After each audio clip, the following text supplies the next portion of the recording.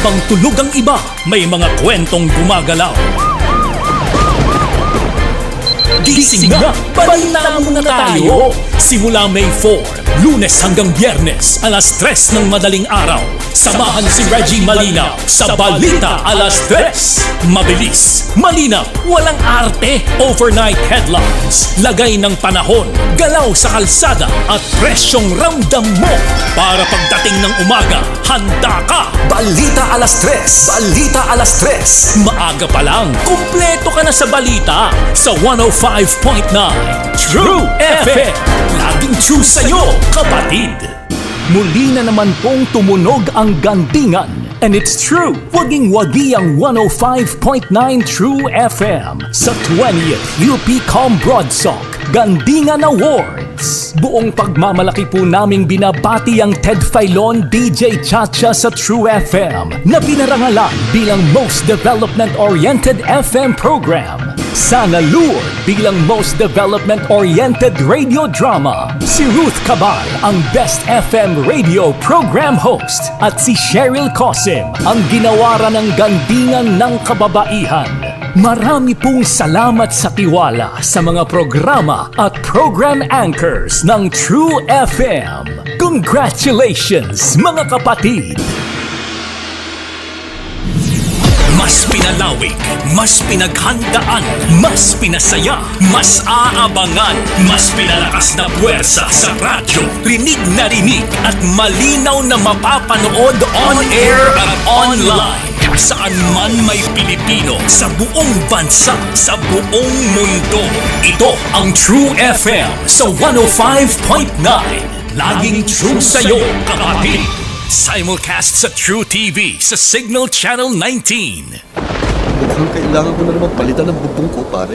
Mag-iisang taon pa lang yan. May tulo na kagad. Ay, bossing! Baka naman kasi hindi matibay yung ginamit nyo. Dapat ang gamitin mo ay Cherry Loom, ang yerong aluminum. Basta yero, Cherry Loom. Tibay protektado sa pangmatagalang yero. Mainit at makabuluhang talakayan tungkol sa sports, kumpleto yan dito sa Power and Play. Mula sa mga paborito at naglalakihang atleta hanggang sa mga natatanging Pinoy sports figures na dapat nyong makilala, ihahatid yan dito sa Power and Play. Power and Play na bago na, Pilipinas tayo na. Sa kapwa ko Pilipino, ipagmalaki ang galing na meron tayo. Ilantad ang likas nating talento at magdala ng saya sa mundo. Sa harap ng pagsubok ay di susuko. Para sa pangarap tayo'y porsigido. Magpakitang gilas na at huwag magpatalo. Ipag-iwang natin ang Pilipino. Yan ang Pinoy. Mula noon at hanggang ngayon, talento natin ang bida. Mula sa simpleng bakuran hanggang entablado natin ipakita. May pagsubok man ng Pinoy, pinalalakas ng saya. San man tayo sa pulot, sumbe, subay, lakay, amiga. Sama-samang pakita ang galing natin katropa sa kapwa ko Pilipino.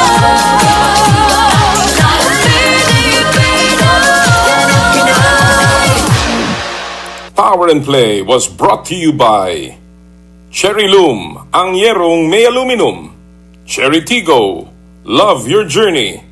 Photon, empowering the Filipino business. Joyride, ang inyong bagong kasundo.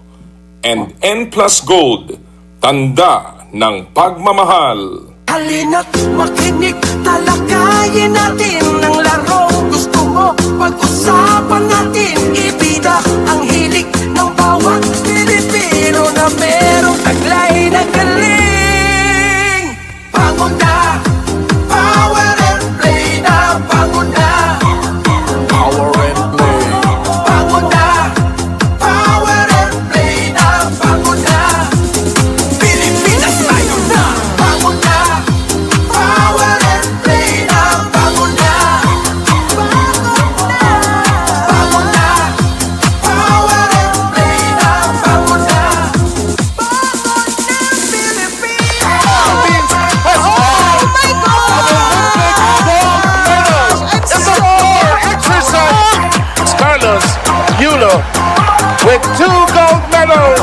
Power and Play with Noli Iyala. Okay, magandang umaga po sa inyo lahat. Siguro nabigla kayo sa pagpasok nitong bidyong to. Hindi po to si Noli Iyala. Ito po ang inyong lingkod, si Jera Season, na ngayon ay nasa studio, pero makakasama pa rin natin ang ating magiting na partner. Kaya dito po, partner, nandiyan ka na ba? Magandang umaga, partner. Nako naman, napakaganda ng iyong kasuotan. Pambihira naman. Ikaw dapat na naririto at ako naririyan sa ganyang klaseng kasuotan. Kasi tayo po, mga kapatid, nagmumula sa isang lugar na kung saan nasa kaliwa ko ang karagatan. Maganda, babati muna ako. Magandang umaga po sa inyo lahat, mga kapatid. Muli po nagbabalik ang inyong paboritong kasalo tuwing Sabado, ang Power and Play. At kagaya nga nung nasabi kong partner na si Partner Jera, ako po'y wala sa studio ngayon at naririto po sa isang lugar dito sa Bataan.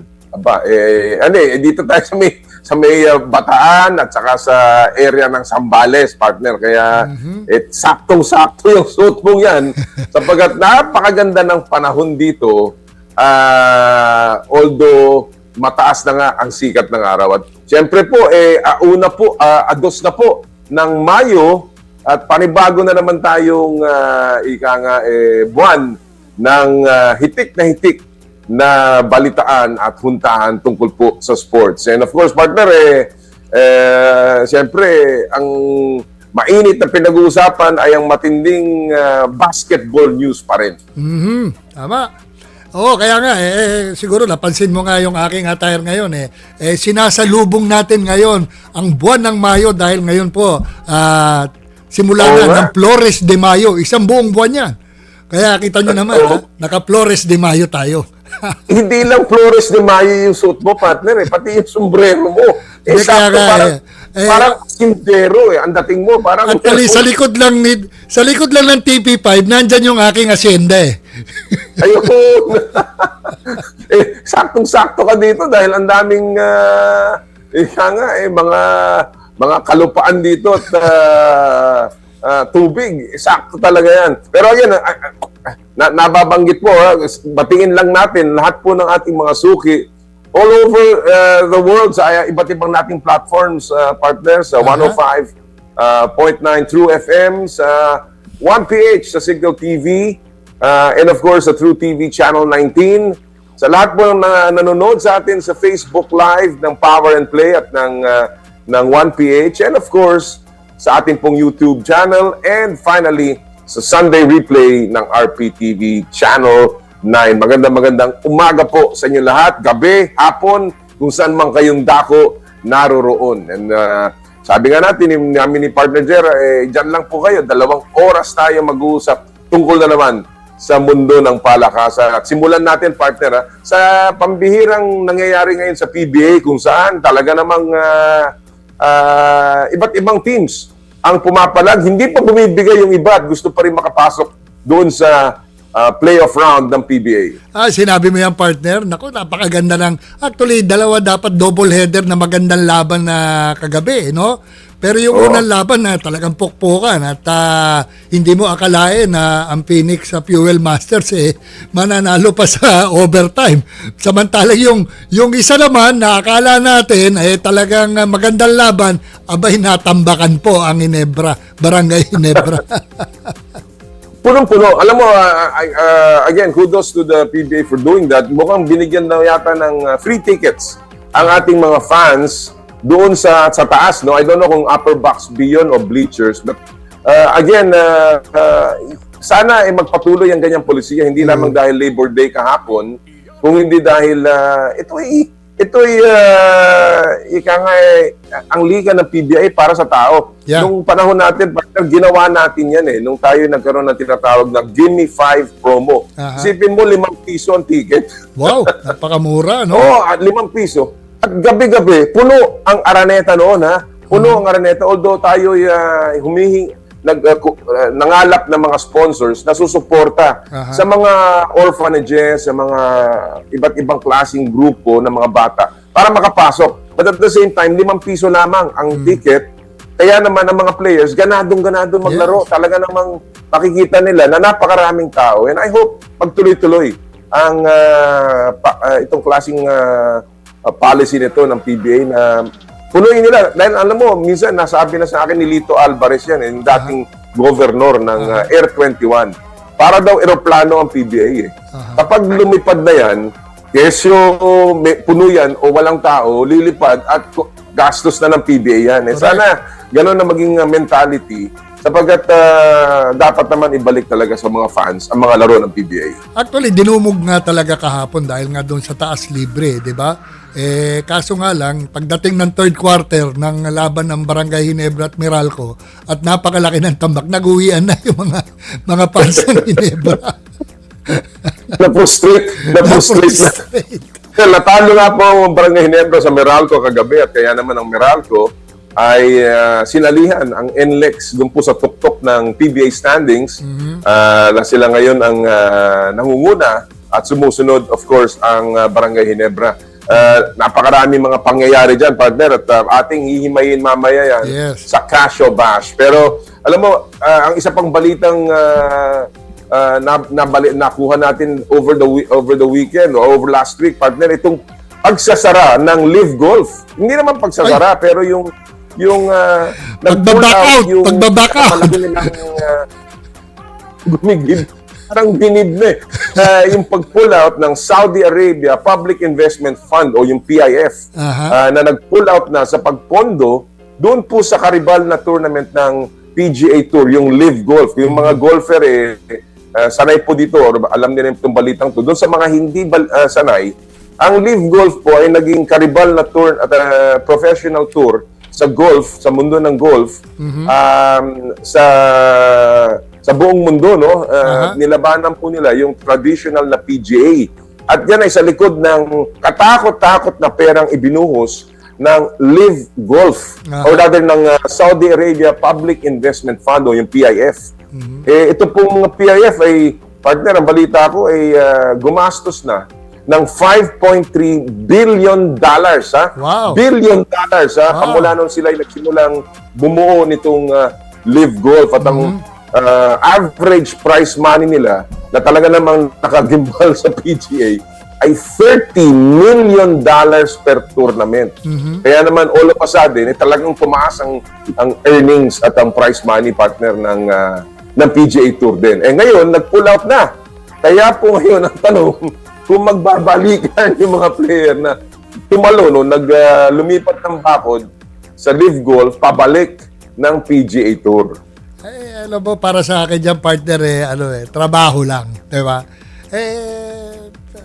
Well, kung paano sila makabalik sa PGA, yan ang tanong, no? Pero I think they will be open, no? Para makabalik. Dahil siyempre, kailangan, hanap buhay nila yan, Ang nagtataka lang ako, partner, tanong ko sa iyo, bakit parang hindi na-sustain ng mga investor dito sa Saudi Arabia etong Live Golf na to? Ano ba to? Tungkol ba to na apektado ba to sa gera?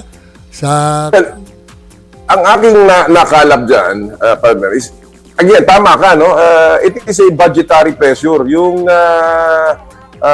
ito, ang sabi nila, napakalaki ng yung PIF, medyo 165 billion reals yan, $44 billion. Pero mukhang nagkakaroon na ng pagbabago ng investment policy yung Saudi Arabia. And pangalawa, ang siyempre ekonomiya, yung pagkakasara ng Strait of Hormuz at yung gera dyan po sa Iran ay naka-apekto sa desisyong pondohan ng mga sports. At hindi lang golf ang pinag-uusapan dito, pati daw yung football, yung soccer, yung kanilang programa na gumawa ng isang napakahabang lugar para maging sports tourism hub ang Saudi Arabia ay nagbago na rin, including the shift of spending policy. So talagang it is driven not only by I suppose economics but also because of the war, no, na nangyayari dyan sa gitnang silangan. Kaya kaya ako nabanggit naman yung partner. Segue tayo dito sa ating susunod at ang una nating pong segment dito sa ating Saturday edition ng Power and Parang Play. may umaatras din. Ha? Parang may Oo. umaatras din. Kung ano nangyayari doon sa Live Golf, napakalaki na po niyan, ha? Napakalaki. Sabi nga natin, ang pondong yan, bilyong-bilyong dolyares. Yet, hindi kayang masustain. Yes. Dito po sa Pilipinas, mukhang meron ding mga ibang liga na naapektuhan ng economic conditions. At yan po ang ating pag-usap ng mga kapatid. Dito sa ating unang yugto, ang What's the Score?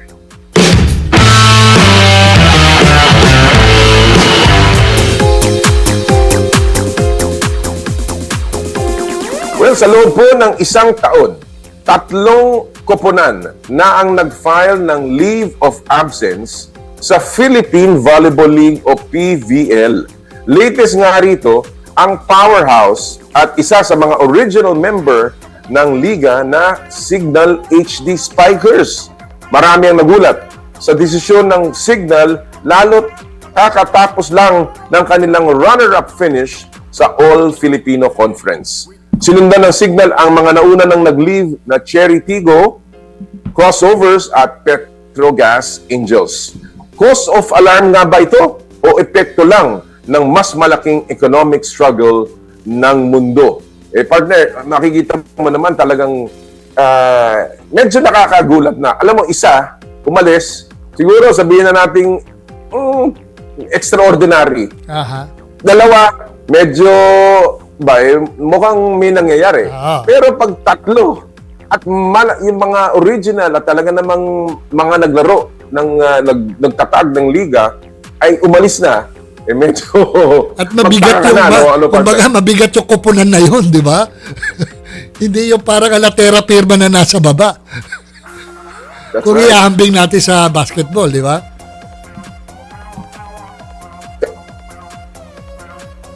May lalyata. Partner, can you hear me? Oo. Medyo okay. So, and on that score, mga kapatid, yeah, can you hear me? Can you hear me? Yeah, I can hear you. I can hear you, partner. Medyo may na po ang internet kaya na medyo may lal. O sige, tuloy, partner. May konting delay. Anyway, para po mapag-usapan ng bahagya ito pong topic na ito ng pag-alis po ng Signal HD Spikers sa PVL o pag-leave of absence. Huwag na natin sabihin naman pag-alis. Nag-leave of absence sila. After a 5-year run dito po sa PVL, ang isang mama na nag-break ng news, hindi naman itong mismong ito, but nagbigay na siya ng papyaw noon pong Marso pa lamang na meron daw mga kuponan nga nasusunod pa dun sa pag-alis ng Petrogas at ng Cherry. Kasama po natin ngayon ang ating correspondent mula po sa Chicago, walang iba kundi si Homer Saison. Magandang umaga, Homer. Hi, good morning, Homer. Good morning, Com. Good morning, Boss Jera. How are you? Fine. Looking good, Homer. Thank you. So I broke the news, Com. This was a month ago. And it speaks to the popularity of the PBL. Alam mo, ang tweet na yun, Com, it garnered 750,000 views. Grabe ang engagement. From what I was told was this, na yung Signal, the telltale signs were there. Una nang nawala yung male team nila. The second was just bound to happen. Kung baga sa history, it was, the die was cast, crossing the Rubicon, kung baga. And it is a confluence of many factors. Number one, meron daw, allegedly, from what my sources told me dyan sa PBL, konting financial difficulties ang Signal. I don't know what the nature of those financial difficulties are, but because of that, medyo mahirapan mag-finance ng team, given how expensive maintaining a PBL team it has become. Number two, the league has grown so fast, so quick, na hindi masyadong tenable when it comes to earning potential return of investment. Kasi for a league to really prosper, you have to have a very robust TV deal. You have to have gate attendance na may profit sharing. And I don't think it's necessarily there for the PBL. And isa sa mga daing sa mga owners na nakausap ko is this. Many of the star players ng mga team, kinukuha ng national team. They play there for extended periods of time. Nawawala sila sa mga kupunan na they are paid to represent for the business model of the PBL. Tapos, pasweldo sila doon, malaki, tapos doon ginagamit sa PNBF sa national team. And part of that frustration also is a result of that frustration is ito nagsialisa ng mga team. But again, it's a confluence of many factors. Hindi lang yun, isa yun. Then ang financial difficulties or struggles, nalagay lang natin, or challenges ng Signal. And then, kita naman natin, PBL, it's not the same, popular pa rin, but if you look at the gate attendance, the people that are watching, it's not the same as before, during the heydays of Creamline. So doon, and all of those things, ang result nito is nawala, nag-leave of absence ang Signal. Yun ang na ko, Commissioner. That's what I gathered, and that was what precipitated my report na aalis na ang Signal. They folded like nice sheets. Yes. And alam mo, I can confirm that, Homer, because for many months and even a few years now, meron akong alam na talagang there were a lot of disgruntlement na nangyayari, no? But I think more than that, of course, wrong timing, nagkaroon ng masama tayong pagtama ng ekonomiya. And of course, yung setup, no? Unique kasi ang setup ng PVL. It is run by a company called Sports Vision. Na siya rin ang may-ari ng PVL. And hindi kagaya ng PBA na professional league na kung saan ang mga teams ay may prangkisa at sila ang nagpapatakbo at silang may-ari ng PBA. Ang PBL, ang may-ari nito ay isang separate group na tawag na Sports Vision. No? And I think that has also been a clamor, sabi nga ni Homer, na bigyan niyo naman kami ng konting pabuya o di kaya parang opportunity na lumago kasama ng PVL, no? And it has come to this point, Homer, no? Ang tanong dito really is this going to be a trend? Ito ba nakikita natin? Are there more teams coming na aalis sa PVL? There's at least one more. Sa original tweet ko a month ago, it was supposed to be the Galleries Tower. But I was contacted by a third party through the ownership of Galleries. Sabi, no, we're not leaving. We are doing everything we can despite all the financial challenges of putting up a team in the PBL. Na hindi kami aalis. So, I don't know what that team is now, but I was told na meron pang isa na aalis. And I had spoken to Commissioner Richie Palo about this. And they're trying. Meron naman daw dalawang team na interesado din. One is an energy drink, and the other one is also a popular a household entity, commodity dyan sa Pilipinas na papasok. But then again, even though kung papasok yun, kapalit sa Signal, it's still a bad look, Commissioner. Because when team leaves, it means they're leaving a place that's not profitable for them. Exactly. So it raises some, diba? So it raises some red flag sa gustong pumasok. If you're a business company, you see teams leaving, you have to ask yourself the question, ba't ito nagsialisan? And why do we dive our feet into there? So that's a challenge na facing the PBL right now. Okay, let me chime in on here on this. Partner, ikaw, you've been the commissioner of the PBA. Homer, probably you know the goings on inside that the professional volleyball tournament. My question, parang sinabi mo kanina, partner, di ba? Ang PBA, may kanya-kanya silang prangkisa, may sharing. Sabi mo naman, doon sa kabila, yung Sports Vision, silang nagpapalakad. So, how will it be profitable for all these ball clubs playing in the PVL kung wala, ano bang share nila dyan? Can you expound on this, Homer, if you have knowledge? To me, ang ano ko lang, it's just really marketing for the companies. Marketing lang talaga. Pero anong share nila dito? Wala. Wala silang... Wala. Kumbaga, Yung nga problema, partner, eh. bahala silang i-market yung kanilang team. No, it's their product. It's basically just a platform for their products. Correct. Nagiging popular yung product nila. Pero wala silang share sa But they do not have any receipts ako. Wala. league-related shares, revenue. I don't know kung binago na ng Sports Vision yan. We wanted to get Commissioner and President of Sports Vision, Ricky Palou, on the show, but I think they're very busy doon sa kanilang All-Star Showdown sa Candon, Ilocos Sur, no? Yes. Nakasalukuyan. Yes. So, although he said he would try so that we could get really the side of the PBL. Pero ganun yun, partner. Parang ibang-iba from the PBA model. No? Ang PBA, merong gate receipts. Yeah. Merong tinatawag na dividendo or shares from league revenues. And of course, they get that marketing exposure. No? They also can sell a franchise which later on can be profitable depending sa magiging patakbo ng PBA. Ang PBL, wala silang joining fee, pero wala rin silang share. Wala rin silang nakukuha na share from the league itself.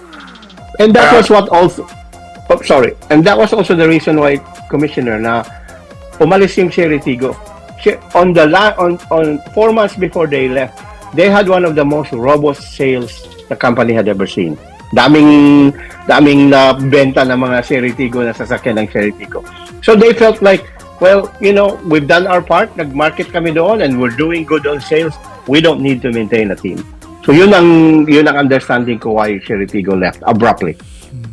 Well, I know for a fact, and a source told me, a highly reliable source mula naman sa Petrogas, that it was really a shift on business decision. Meron silang pinaplano, and I think they wanted to reallocate some of their funds. No? So, again, this is partly economics, partly also, of course, related to the PVL itself. No? So, again, the question here, Homer, is kung ganyan may mga naririnig-rinig tayo, anong dapat gawin ng PVL? Yes, What do you think should be done? Although, right now, partner, yung PVL still has 9 teams, and it's still a very healthy group, no? Siyam na kupunan ay okay na okay pa rin in a professional league, especially in the Philippines, no? But again, we don't want to see a trend going on. Dahil kahit naman ano sabihin natin, the PBL and Sports Vision has served volleyball very well. Maraming napalaki nila ang volleyball, gumanda ang paglalaro ng women's volleyball in particular. And so we hope that kahit paano may pagpatuloy to at ang ating fans ay hindi naman ma-deprive ng volleyball action. But what can the PVL do, Homer, now that we're seeing a little bit of a trend with the professional teams? Well, number one should be, like you said, Commissioner, revenue sharing. It wouldn't hurt. Kakaabuno sa gastos ng team. Number two, the PBL might be better served if they find a consistent carrier na magdadala ng broadcast ng mga games ng PBL and earn revenue there. Kasi if you just depended on gate sales, that's not sustainable. Or ang other option mo is to really get companies na talagang malaki that they don't care kung walang ROI o walang income kasi may budget lang talaga sila sa marketing. And another thing is maybe you can curtail the expenses. Kung wala kang magawa on that side, revenue generation, kung wala kang magawa, one other thing is why don't you make it a little more affordable for teams to maintain a team? Kasi ngayon, ang mahal na. Some of the PBL stars are getting paid like PBA players, Commissioner. Boss Jera. Wow. Yeah, and it's getting harder and harder to maintain a team. May nakausap akong general manager while I was doing this story, yung tweet ko last month. And yun din ang sabi niya sa akin, ang mahal na ngayon to maintain some of these players. And deservedly so, getting $400,000, $500,000 pesos a month. And we are happy for the players for that kasi nga, we're pro-athlete tayo. But then if you want also to look after the survival of the league, those are the things na i-consider. And I have faith in Commissioner Ricky Palou. So hopefully he can address this. He's not sitting down. He's doing everything he can with what constraints he has on his pursuit of making the PBL better. So mahirap, Commissioner. Again, it's a bad look for the league. The league is still good. May mga stars pa rin. I don't know exactly what the ratings are, yung nanalo ang Creamline, but it was a good story, good narrative. Marami pa rin nanood, but it cannot sustain if teams are leaving, walang income generation, walang TV carrier. So those are the challenges in front of Commissioner Ricky Palom, President Ricky Palom. And you know how much I love Ricky because nakasama natin partner si Ricky sa PBA and very, very close to him. So alam ko that his heart is invaluable. Yes. And that's why we certainly hope na maputol kung ito man ay magiging trend. Partner Jera, considering that this is valuable, very quickly lang, Homer, I wanna ask Homer, is this also a problem now? Meron bang mga team sa PBA ka naririnig na, of course, we know Terra Firma is still on sale, no? For sale. No? Pero now that the other teams, like the independent teams, no? Phoenix, for instance, is playing very well. Nakikita natin din ang magandang paglalaro kahit papano ng Blackwater na nagbago pa ng coach. Has this changed a little bit the mindset ng ating mga team owners sa PBA and they're happier with the way the competition is coming along? The beauty of the PBA commissioner is meron kasi silang steady stream. This is the TV. In fact, last year they made 75 million. So it helps alleviate the burdens of the little teams. The Phoenixes of the world, the Blackwaters of the world, the Terra Firmas of the world. So, sa narinig ko, wala. It's only Terra Firma that's still for sale. The other teams, as a matter of fact, I am so pleasantly surprised na ang Blackwater is doing really well and you've seen they're willing to win. Changing to a new coach in the middle of a season of a conference shows the willingness to win. Itong si Bearfield was so unhappy and all of a sudden he scores 26, 27 points a game. Phoenix, with the alleged change of backing or support from a powerhouse individual from Davao, so nagiging nag-abuno din sila ng pera to look at to make the team competitive. Phoenix changed imports commissioner yesterday and this last Wednesday. Yeah. And this is so hard to navigate because when you change an import like they did with James Dickey III, it meant bringing in a new import na babayaran mo na at least 1 month guarantee. So, the new import, Jonathan Williams III, I am told by my sources, got a 1 month $30,000 guarantee. Phoenix only has 3 games left in the schedule. This was Wednesday before they beat TNT last night. So meaning to say, Phoenix took in a risk na sa 3 game na yon, pwede silang ma-eliminate. Meaning to say, Jonathan Williams could be done after 3 games and you paid him $30,000, meaning to say, that's $10,000 a game. But ownership had shown na, you know what? We are in the precipice of a playoff slot. We might not make the playoff slot, but our best option is to get a new import and we will pay that $30,000. So yun lang ang sabi ko, last night in my column today sa Spin.ph. Last night was a good night for parity in the PBA. Agree. Because you have a Bol who is reportedly making $120,000 a month. And he's getting beat by an import replacement, diba? In the game like that. So it's good, masaya. And then Phoenix is 1 game away from outright berth to the quarterfinals sa PBA. So maganda ang PBA ngayon, Commissioner. I've always been a critic of the PBA, but credit where credit is due. This has been a terrific season. People are talking about the imports, the personalities, the rise and fall of teams like Converge, expected na heavyweight ngayon. They're 1 loss away from being eliminated, and you have Titan, you have Macau. So many storylines. So good job on the PBA commissioner. Begrudgingly, I'd say, good job, Commissioner Marshall. Partner? Yeah. Boss Yara? I totally agree. Ako nga, ngayon, I regularly watch the games in the PBA to know, what would happen next nearing the semifinals. Diba? Oo. Well, again, this is all that we wanted that kaya nga nakakatuwa na kahit papano nagkakaroon ng panibagong atmosphere. Sabi ko nga kanina, yung pagpasok ng mga tao, that's a good sign and I hope they continue this policy.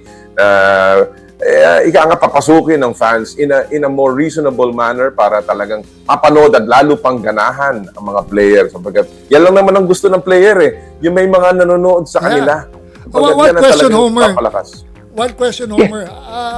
What's your latest news with regards to the injury of Richie Rivera? Na napunit daw dito eh.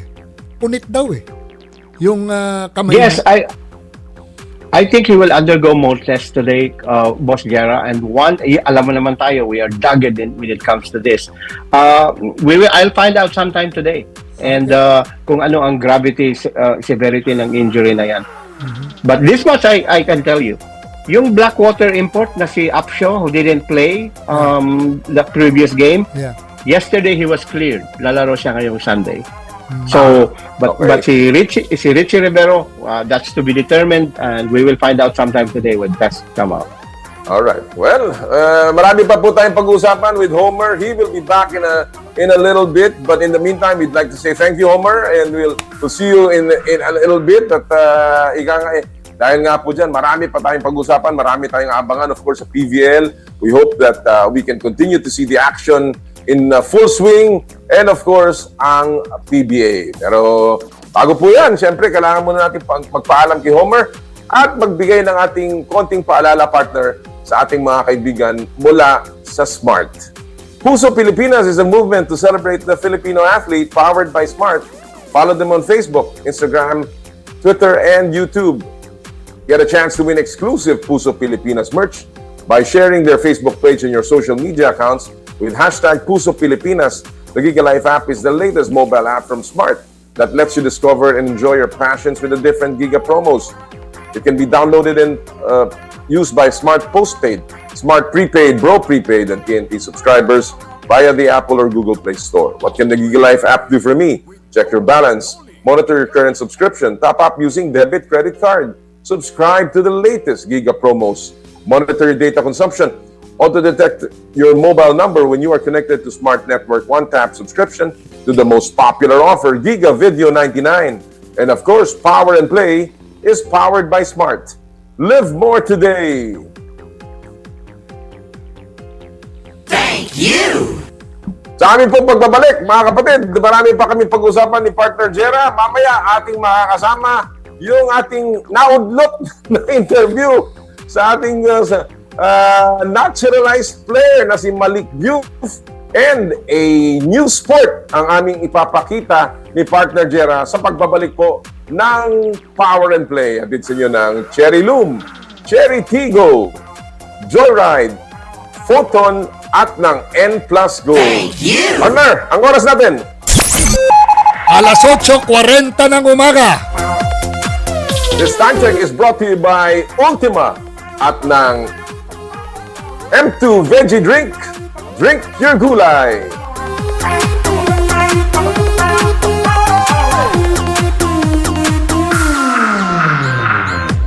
I dare to dream big, to be a voice of my generation, to inspire resilience in the face of roadblocks.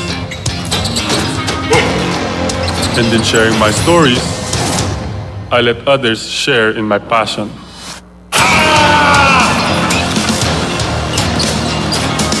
Follow Kai's stories on Twitter and share yours. With Smart Double Giga Stories. Share 2 times the passion with 2 gigabytes for Twitter and more. Guaranteed every day, plus data for all sites. Simple, smart ako.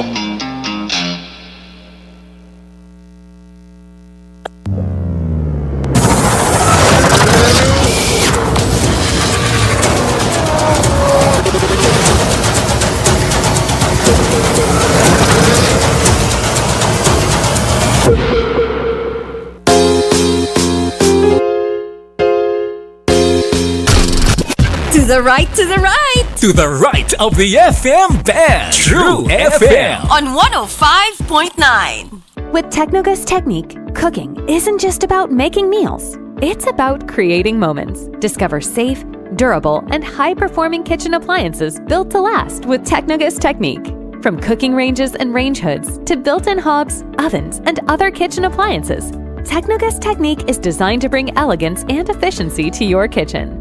Experience Italian kitchen excellence with Technogas Technique, your cooking partner. That's the Technogas Technique. Bianca De Vera here. When I enter a room, napapatingin sila because my skin says I'm here. Kasi I use Silka Green Papaya Soap, boosted with green papaya enzymes. With regular use, kitang-kita ang Cutis Silka in as early as 7 days. Bianca De Vera po! Kitang-kita ang Cutis Silka ko with Silka Green Papaya Soap. Whitens in as early as 7 days with regular use. Silka Green Papaya Soap. May issue ka ba sa batas? Tutok na sa Basta Batas! Kasama sina Jen Galvez, Rico John Ferrer at attorney ng bayan, attorney Edward Chico. Samahan ang Basta Batas sa bago nitong time slot tuwing Sabado, alas 2 ng hapon sa mga piling-himpilan ng Vanguard Radio Network. Kasama ang Big Sound FM at Big Radio, 1188 DZXO AM at 3095 DWMG AM. Mapapanood at mapapakinggan na rin tuwing Sabado sa 1PH, True TV at True FM simula alas 2 ng hapon. Sundan kami sa Facebook, YouTube, TikTok, Spotify, and X. Hindi mo alam? Ibasta batas mo! Bianca De Vera here. When I enter a room, napapatingin sila because my skin says I'm here. Kasi I use Silka Green Papaya Soap, boosted with green papaya enzymes. With regular use, kitang-kita ang Cutis Silka in as early as 7 days. Bianca De Vera po! Kitang-kita ang Cutis Silka ko with Silka Green Papaya Soap. Whitens in as early as 7 days with regular use. Silka Green Papaya Soap. Kaya ba, Daniel? Sige lang, Direk. Kayang-kaya.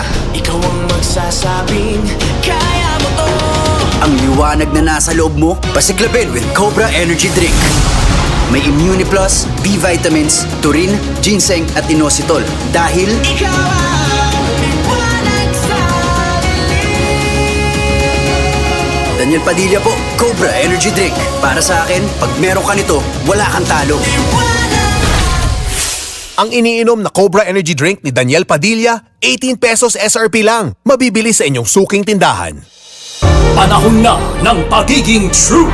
Broadcasting on 105.9 Mega Manila, 106.7 Davao, 101.9 Cebu, and 101.5 Cagayan de Oro. True news, information, public service, entertainment, and inspiration. Kami ang True FM. Laging true sa'yo, kapatid. Simulcast on True TV, on Signal Channel 19, and on TrueNetwork.ph. Mukhang kailangan ko na naman palitan ng bubong ko, pare. Mag-iisang taong pa lang yan. May tulo na kagad. Ay, bossing! Baka naman kasi hindi matibay yung ginamit nyo. Dapat ang gamitin mo ay Cherry Loom, ang yerong aluminum. Basta yero, Cherry Loom. Tibay protektado sa pangmatagalang yero. Power and Play with Noli Iyala.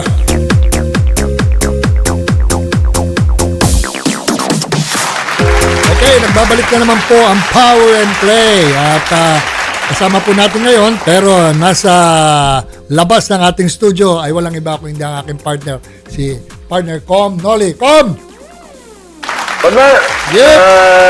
bago tayo magpatuloy, siyempre kailangan natin lang bumati sa ating mga kaibigan, lalong-lalo na mga nagsasapit ng kanilang kaarawan.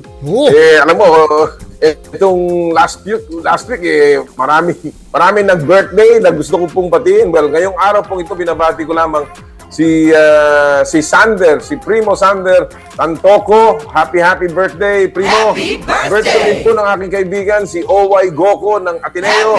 Happy birthday. At naku, last week nag-birthday yung aking kaibigan din si Rene Baltasar at si Ram Antonio. Happy si Ram Antonio. Oh, and next week, partner, yung kilala natin, si Algin Del Rosario. Si Algin! Happy birthday sa aking kaibigan si Algin. Oy, Algin, paano naman ako? Paano naman kami? Pero, partner, gano'n din, tulad ng si Algin na batchmate mo nung high school. Gusto ko rin batiin ang aking high school batchmate na si Ted Gonzaga na nag-celebrate ang birthday niya yesterday, Mayo 1. Oo. At ganun din, total, nandito na tayo sa pagbabate. Gusto ko rin batiin ang aking mga kababayan sa Lingayen, Pangasinan at also yung palagi nanonood sa atin sa replay. Wala rin ba? Kung hindi si Manong Al Mendoza. Na ngayon, nagse-celebrate kami kahapon ng Pistay Diet, ha? Kaya ganito kami. Oy, nga pala. Happy Fiesta! Happy Fiesta! Maraming fiesta pagka Mayo eh. Kaya lahat po ng mga nagpipiesta dyan, Happy Fiesta sa inyo lahat. Ingat-ingat lamang po sapagkat napakainit ngayon. Kung kayo lalabas, talagang magpayong o di kayo may magandang sombrero katulad ng aking partner ngayong araw pong ito. Alam mo, dagdag ko lang partner, kaya tinatawag na yan na ang Mayo ay Flores de Mayo maliban sa pagsa-celebrate kay Virgin Mary dahil ito na yung panahon na nagsasama na ang araw, yung init ng araw at yung mga bugso ng ulan. Kaya naglalabasan ng mga bulaklak tuwing Mayo. Kaya Flores de Mayo. Kuya Kim, ano ba kailangan natin pero alam mo, tama pa ba yan hanggang ngayon? Kasi alam mo naman ngayon, nagbago ng panahon. Talagang ngayon, parang yung Mayo, wala tayong nakikita patak ng ulan. Kahit na konti. Abangan natin in a few days. Abangan natin yan. Alright. Well, mga kapatid, tuloy-tuloy po rin ang pamimigay ng Joyride Top-Up promo dito po sa Power and Play. Kaya sumali lamang po, napakadali ng mechanics. Mag-download lamang ng latest version ng Joyride Super App para may chance kayo manalo ng 1,000 pesos JRPay wallet credit. Ipadala po yung screenshot kasama ng inyong registered mobile number sa Power and Play FB page sa pamamagitan ng private message at isama nyo na po yung pangalan at kayo po may chance ang manalo ng 1,000 pesos JRPay wallet credits na pwede niyo po magamit sa Joyride Delivery, Joyride Motorcycle Taxi, Joyride Taxi Cab, Joyride Car, at ang Joyride Super Taxi. Lahat po yan mula sa Joyride Super App, ang inyong bagong kasundo. And of course, partner, meron pa tayong isa pang promo na hatid naman ang ating mga kaibigan mula sa M2 Veggie Drinks na sila Jojo Tamase at Zonito Tamase na puro biyahe ang nangyayari. Inggits Inggits tayo. Inggits kami. Jo, partner, pakisabi mo, ano ba yung ating promo na yan dito sa M2 Veggie Drink? Okay sidestep lang tayo. Sandali para sa ating segment tuwing Sabado. Ang tinatawag na This or That. Ang This or That ay hatid sa atin ng M2 Veggie Drink. Drink your gulay, mag M2 Veggie Drink na. Mga kapatid, linggo-linggo ay meron tayong maswerteng winner, no? Ng M2 Veggie Drinks. Pero paano nyo makukuha yan? Madali lang po. Every week, abangan ang aming featured sports personality sa official Facebook page ng Power and Play. Etong mechanics po. Pauhulaan namin sa inyo ang kanyang naging sagot sa aming 5 this or that questions. Ang may pinakamaraming tamang sagot ang mananalo. At nauna niyang na-post ang kanyang entry ang siyang magiging winner. At ngayong linggo, ang ating sports royalty ay ang NLEX import na si Lalaine Cady. Uy! Oo. Si Cady, So, ano ba mga tanong dyan? Ano ba mga naitanong natin sa This or That? Lalaine Cady. Mamaya malalaman natin. No? Kaya alamin natin ang kanya mga naging sagot sa aming This or That. Very good. Well, abangan niyo po yan. Actually, i-announce din natin nung nanalo last week naman. Ngayon itong linggo to, yung mga sumagot. No? Kasi pinopost po namin yan tuwing Lunes. Di ba? Yes. Yung This or That. Kaya abangan ninyo sa Facebook account po. Facebook account. That's right. Alright, well, at this point, ipasok na po natin ang ating susunod na yugto, ang ating pong masayang at paboritong Casio Bash.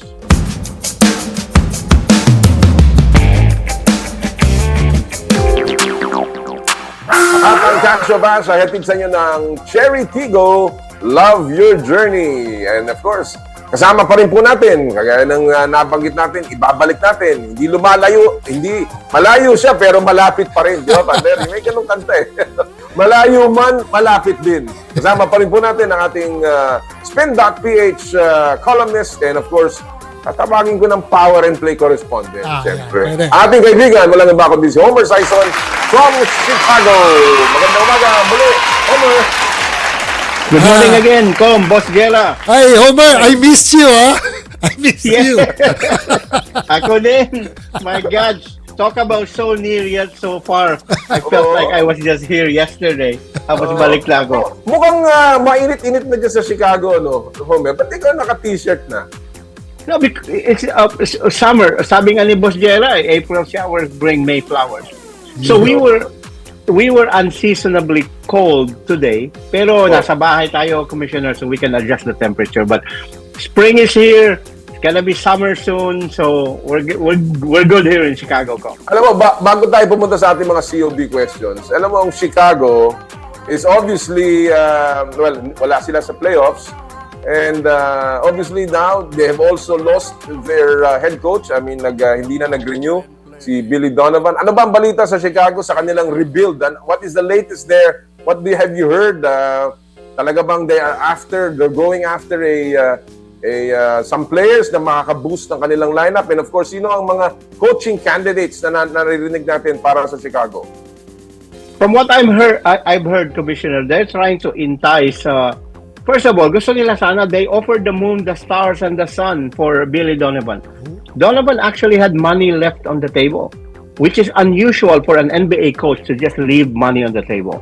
Because guaranteed yun eh. Just like when they fire a coach, for instance, nang nag-fire ang Milwaukee Bucks ni Budenholzer a few years ago, he had $20 million left in his contract. He's still enjoying that money, Commissioner, kahit wala ng trabaho si Budenholzer, because he didn't have to work. Because you don't have to work. The same thing with Tom Thibodeau. Yes, the same thing with Tom Thibodeau. What happens in the NBA is that guaranteed yung sweldo ng isang coach. When Tom Thibodeau was fired by the Chicago Bulls, he had 3 years and $15 million left in his contract. Kung hindi siya magtrabaho for the next 3 years, the Bulls are obligated to pay the entirety of that amount. Kung makakuha ka ng ibang trabaho, like Tom Thibodeau did, after 2 years, napagod siya sa bahay ko. He worked as an analyst for ESPN, if you remember that time. So magkano man ang sweldo mo in another employment na makuha mo? Like for instance, kukuha ka ng trabaho ka sa Signal, may 1 million ka, 4 million na lang ibigay ng Bulls sa 5 million mo. So with Billy Donovan, he left coach. He did not, Boss Jera, he did not get fired. He just willingly left, meaning to say, yung contract niya, wala. The Bulls are not obligated to pay because he walked away. Wow! So, yes. So the feeling is, patungo yan, marami kasing opening, There's an opening in Golden State na kung mawala si Steve Kerr, doon si Donovan. May opening ang New Orleans Pelicans. May opening ang Portland Trail Blazers. So, that's one of the reasons why. And then sa Bulls naman, to answer your question, ang Bulls, because Donovan basically shunned them, hinahanap nila si Tom Thibodeau to be the head of basketball operations. Tapos, hinahanap din nila, ino-offer down nila daw si Lowell Deng to be the general manager. Because, those are two popular figures. So, yun ang ng Bulls ngayon. Kakapunta lang ni Lowell Deng dito Yes, to see Ball. Because, he plays for him.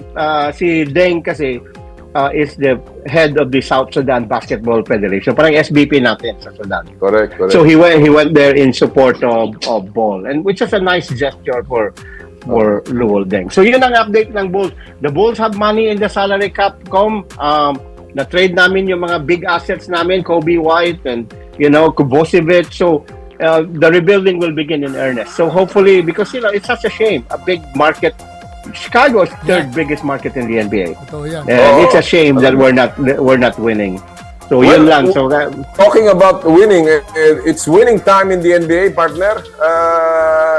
In fact, it's the first time in a long time sa NBA history na 6 na series ng first round ay umabot ng 6 games, Game 6. And now, a few are already going into Game 7 and there are 3 games today na maaaring ma-extend o matapos. Again, depending on what happens today.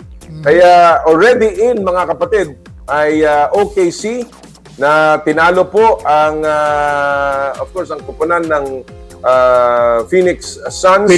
Pasok na rin ang San Antonio, tinalo ang Portland Trail Blazers. Minnesota na upset ang Denver Nuggets. Wow, big upset. And of course, ang New York Knicks na pasok na rin po, tinalo naman nila ang Atlanta Hawks. So, it's been very interesting. Partner, ikaw, ano ba nakikita mo dito? Mukhang talagang very unpredictable. There are Game 7s, yung Boston-Philadelphia is going on a Game 7.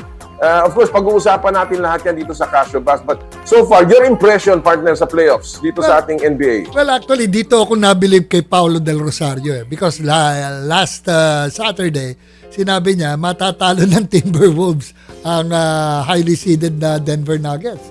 And which happened yesterday na talagang pinanalo nila despite of their star players injured.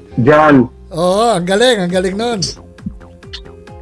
And but this has been the most watched, partner. The playoffs access across all platforms. Pambihira. The interest in the NBA is tremendous. And that's yung infusion ng new blood. Ang daming magagaling na player.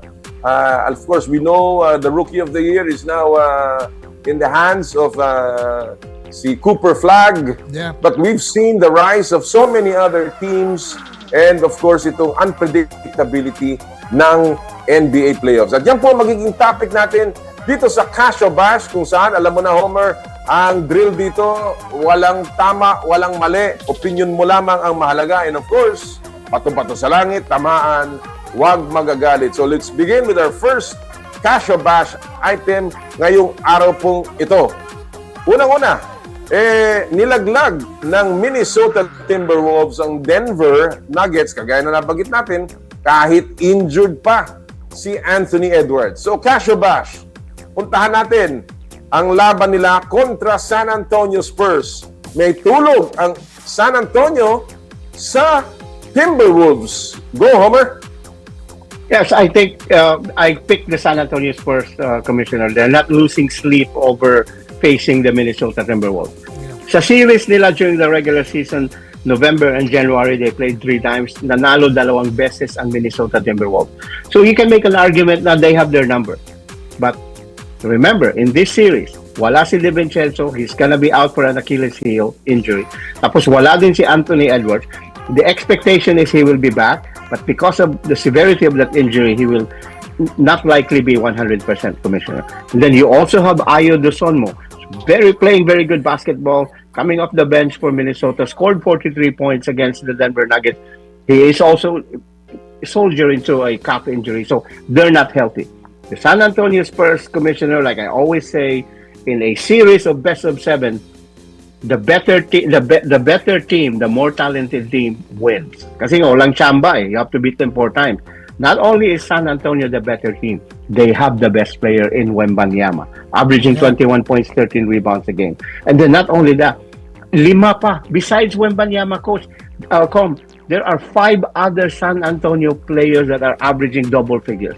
The equanimity of the offense of this team, the defensive philosophies that they have, mahirap talunin. And I think the San Antonio Spurs will take care of business, beat the Minnesota Timberwolves in 6 games. Excellent point. Partner? I totally agree with Homer here. Kumbaga, hindi na natin pinag-uusapan yung laban dito against the Timberwolves and the Spurs. Ang sa akin dito, kung sino makakalaban ng Spurs against OKC and the Los Angeles Lakers. Yun na lang ang pinag-uusapan natin dito. Which I think the OKC will win over the LA Lakers. Kaya yun ang makakalaban ng Spurs. But when we talk about Minnesota against wala na. I agree with Homer. Well, ako actually, yung pagkatalo ng Denver is partly Minnesota, but I think more Denver na dapat na narrative because obviously Denver has lost its punch with all of its players not only aging but also stricken by injuries. No? So talagang malaking bagay yun. And I think yung naiwan sa Minnesota, sabi nga ni Homer, Edwards is not going to be 100% after coming off that injury. DiVincenzo's gone. They don't have enough to stop San Antonio. And when you talk about championships, defense is a big part. And what better defensive player than the defensive player of the year ng San Antonio? Unanimous defensive player choice na si Wembanyama. So I think at this point, I agree, Cash, Talagang walang laban dito ang Minnesota. I think they'll have to do it again another time, but it'll be San Antonio that will move on to the conference finals. All right, let's go to our second item of the morning. Naku, ito'y nakakasurpresa, and now the game is ongoing. Tinulak ng Detroit Pistons tinulak ang Detroit Pistons sa serye kontra Orlando Magic sa game number 6. Kung sila ay matatalo at nasa home court ngayon ng Orlando, matatalo ang number 1 seed ng number 8 na Orlando. So, Casio Bash, Pistons ang most disappointing team sa first round ng 2026 NBA playoffs. Go, Homer! Bash, I don't believe so. This is an outlier, coach. This is not This is not the first time a number 1 seed is going to be beat by a number 8 seed. Nangyari na to with the Dallas Mavericks beating the number 1 seed years ago with Dirk Nowitzki. Nangyari na rin to in a 60-win Seattle Supersonics team in 1996. 1994, tinalo ng Denver Nuggets with Dikembe Mutombo. You have to remember, the Detroit Pistons are as good as they are, a 60-win season. They've never been in the playoffs before. Itong bagong crew nila, bagong lineup nila, Doran, Cade Cunningham. The only veteran there is Tobias Harris. So this is not a team that is built to win right away. They have soldiered through some difficult times over the past few years. Pero Orlando Magic, may mga all-star doon. You have the Wagner brothers, Mo and Franz. You have Banchero. You have Suggs. That's a good team. That's not a team. That's not your typical 8 seed, Commissioner. Orlando had been soldiering through a lot of injuries, kaya nagkaano din sila sa regular season. But when they're healthy, as they have been today, tingnan mo, kanina, game 6 to, I'm watching it, they were up 22. And I am seeing the disappointment here sa Detroit, but they're not the most disappointing team, Commissioner. To me, the most disappointing team sa playoffs in 2026, Boss Jera, is the Denver Nuggets. And you know why? Because you have the best. Kalaban mo game 6, kalaban mo, don't have 40% of their lineup and don't have their best reserve guy, which is Duson mo. You have on your lineup Nikola Jokic, a back-to-back MVP. You have Jamal Murray, an MVP, an NBA champion. You have Cam Johnson, who you replace Michael Porter with. What I'm saying here is you had enough. You're not supposed to exit the first round. Again, credit to Minnesota Timberwolves. There's an interesting tidbit here. In the 82 games of the regular season, Commissioner, Denver Nuggets were the number 1 scoring team in the NBA, 124 points a game. In those 82 games, 3 beses lang silang hindi nakaabot ng 100 points. In Minnesota, in the 6-game series against Minnesota, they did not score 100 points 3 times. So it just shows you gaano kagaling ang depensa ng Minnesota. But then again, the talent across the board, the Denver Nuggets were still the better team. Natalo sila, it's very disappointing. Remember, this was a champion team just 2 years ago. And we were talking about dynasty. We were talking about Nikola Jokic as perhaps one of the greatest bigs to ever walk on this face of the earth. And tapos natalo ka lang ng 6 seed na Minnesota. So to me, that's more disappointing than the Detroit Pistons, who are a very young team, who have no championship experience, let alone playoff experience. Again, with all the precious nuggets given by our friend here, Homer, I totally agree with him again. Pistons is not the most disappointing team in the first round of this NBA playoffs. However, I was convinced. Initially, akala ko Atlanta Hawks because of how they were beaten by the the New York Knicks, diba? Talagang very disappointing. But having said that, the way Homer explained on the roster of the Denver Nuggets, I think the Denver Nuggets is the most disappointing team in the first round of the NBA playoffs. Well, ako, I also say the same thing. Bash, I don't think Detroit is the most disappointing. It will be a disappointment for the Detroit fans if they cannot make it to the second round. Pero it only shows yung ika nga pagkakapantay-pantay talaga sa NBA. You know, now the gap is very small from the top maybe to the bottom, except maybe for OKC, na talaga namang napakaganda ng build-up ng kanilang pagpapalakas. And of course, that is a talent-laden team. Right now, mga kapatid, ang Orlando is up by 6 points going into the fourth quarter. And if Orlando can pull this off, it will be certainly a big upset, but certainly not the biggest disappointment. But again, I say this is a result of the parity that exists in the NBA, that any team can beat any other team at any given night, depende sa depensa. And I'm just hoping that bukas, maganda yung gising ng Philadelphia 76ers ko. And Game 7, laban sa Boston. Kumikiking pa yung team mo, partner. But let me correct my statement a while ago. I said a while ago, the precious nuggets of information given by our partner here, Homer, against the Denver Nuggets.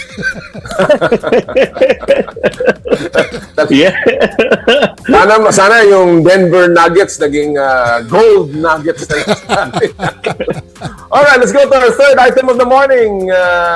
Umabot din sa Game 6 ang injury-hobbled series ng Los Angeles Lakers at Houston Rockets. Casio Bash, masisilat pa ng Rockets ang Lakers kung abot ng Game 7 na laban. Go, Homer! Cash, the Los Angeles Lakers are a very good team, but they're also wounded. And if there was a time to beat the Houston Rockets, that would have been in Game 4.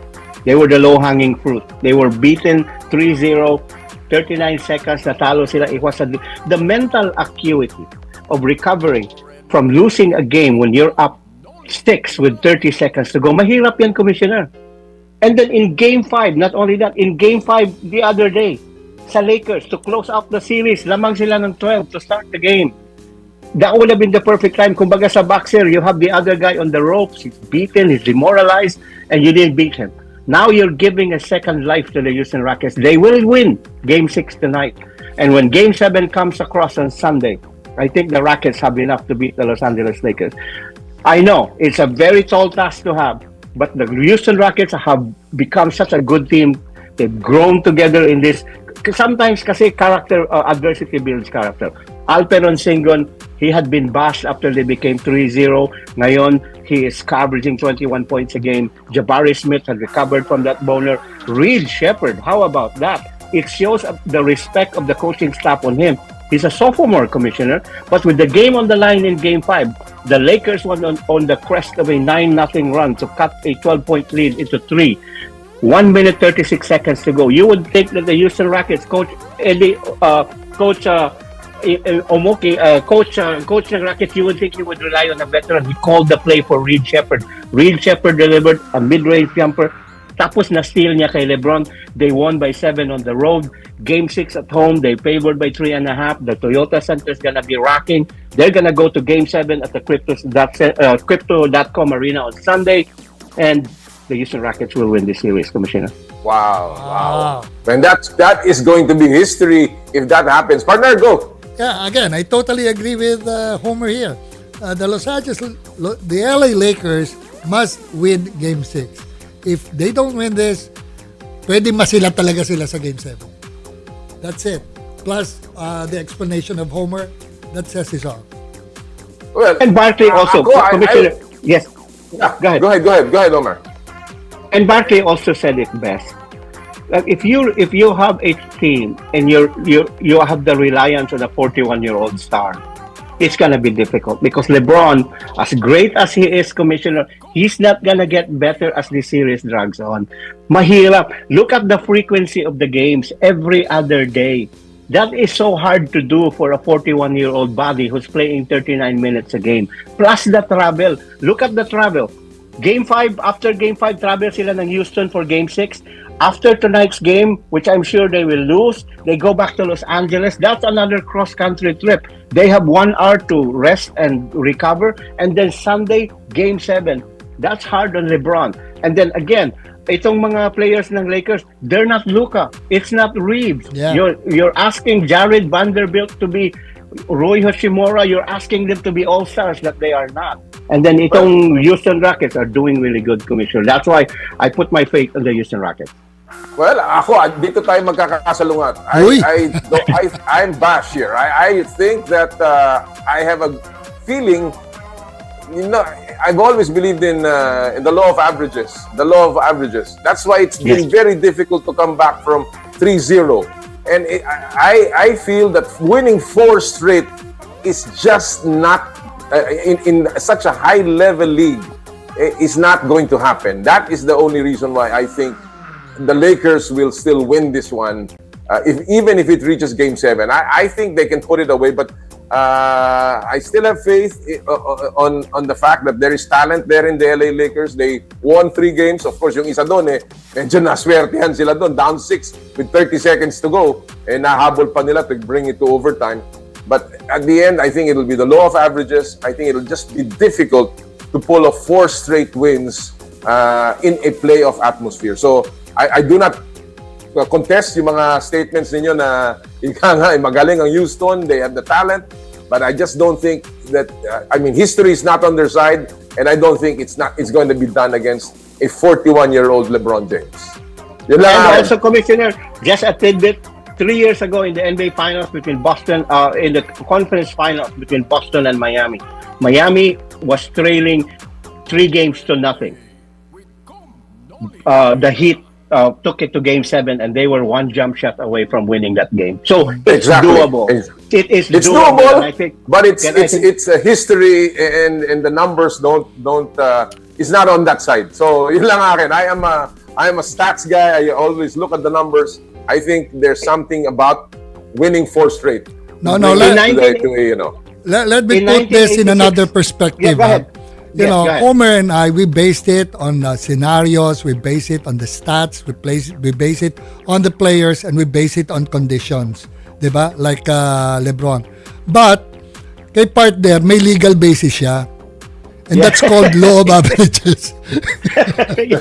Ito, in 1986, Commissioner, during the snap elections in Cebu, in the 6th district of Cebu, then President Ferdinand Marcos won by a super majority, 56,000 to 0. Ang vote niya nanalo doon sa 6th district. So the COMELEC has a term for it, statistical improbability. So ito yung sinasabi mo, Commissioner. To borrow the words of the COMELEC. May legal basis. May legal basis.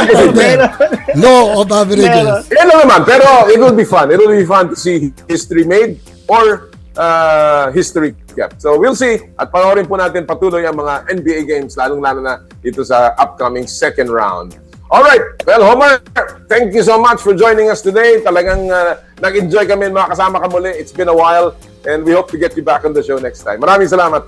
Thank you so much, Homer. Pleasure is mine, gentlemen. Ako, alam mo, marami na akong, I have other outlets, I have 2 podcasts, but Power and Play feels like home. And I feel so great today. So, gentlemen, maraming salamat, Boss Guerra. Thank you so much.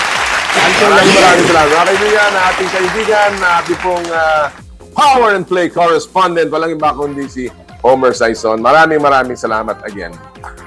Alright, partner, mukhang tuloy-tuloy ang ating celebration ngayong araw na to. Alam mo, kahapon, May 1, talagang maraming natuwa dahil long weekend. At of course, marami tayong napapanood ng mga sports. At pag nanonood ako ng sports, at ako nga ay nakapag-golf pa noong April 30, talagang minsan naaalala ko yung ating mga kaibigan na nakakasama. At isa dyan ay ang ating kaibigang si Elmer Ngo. Partner, bago tayo mag-stop and pop, naalala ko lang. Kasi May 1 nga pala kahapon. Yung partner natin si Elmer Ngo ng Cherry Loom, a big sports supporter, especially ng University of the East. Hindi lamang women's volleyball, kung hindi pati na ang basketball. At kahapon, partner, nalaman ko, meron din palang pinagbubunyi yung ating kaibigang si Elmer Ngo ng Mileage Asia Corporation, partner. Ikaw na nga magsabi kung anong nangyari kahapon. Alam nyo na nag-celebrate ang Mileage Asia Corporation ng kanilang ika-34th year. Happy 34th year anniversary ng Mileage Asia. Alam nyo, ang Mileage Asia, kasama dyan ng Cherry Loom at saka Sumo GI sheets, no?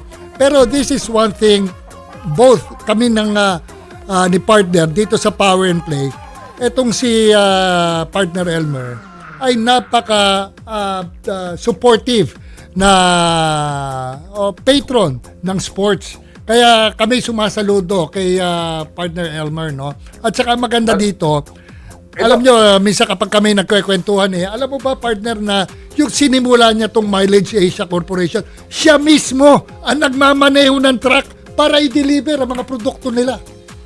Ganyan. That was in fact in 1992, May 1. Kaya na natin natin, 34 years ng Mileage Asia Corporation has been roofing the nation with cherry loom and galvanizing the industry with Sumo GI sheets. Yeah. At alam mo, hindi lang yan, partner. Ito pong Power and Play, sinimulan ng cherry loom ni Mr. Elmer Ngo back in 2018. Siya po ang talagang nagsimula nito kasama po ng inyong abang lingkod at ng mga sumuporta, ang ating executive producer, kasama na po natin noon pa. At hanggang ngayon ay sumusuporta pa rin po sa mga sports programs katulad ng Power and Play. Kaya congratulations sa Cherry Loom, sa Mileage Asia Corporation, makers of Cherry Loom, Sumo brand GI sheets. Yung po kanilang Cherry Loom tile span na talaga namang may aluminum na, may pintura pa. Yung pong ating Sumo brand na GI sheets, lock forming quality, yung pong Sumo brand metal furring para sa kisaming matibay at dekalidad. And of course, ang iba't iba pang produkto ng Mileage Asia Corporation. Congratulations! Congratulations! Ating kaibigan si partner Elmer Ngo. Alam mo, dagdag ko lang to ito, tahimik tong si partner Elmer Ngo, no? Pero alam nyo ba, tahimik yan. Pero kapag may mga nasasalanta ng bagyo, hindi lang dito sa Bisaya, sa Mindanao, nagpapadala yan ng yero para mabubungan ang mga tinamaan ng biktima ng bagyo. Kaya pero naman hindi swerte. sinasabi ko lang po ngayon dahil ganyan sigurado pa na tayong si Elmer. Oo. Kaya again, congratulations sa Mileage Asia Corporation for 34 years of roofing the nation and galvanizing our industries. Maraming salamat. Alright, bago tayo mag-break, syempre, silipin muna natin ang ating mga viral videos at pop culture sa mundo ng palakasan sa Stop and Pop.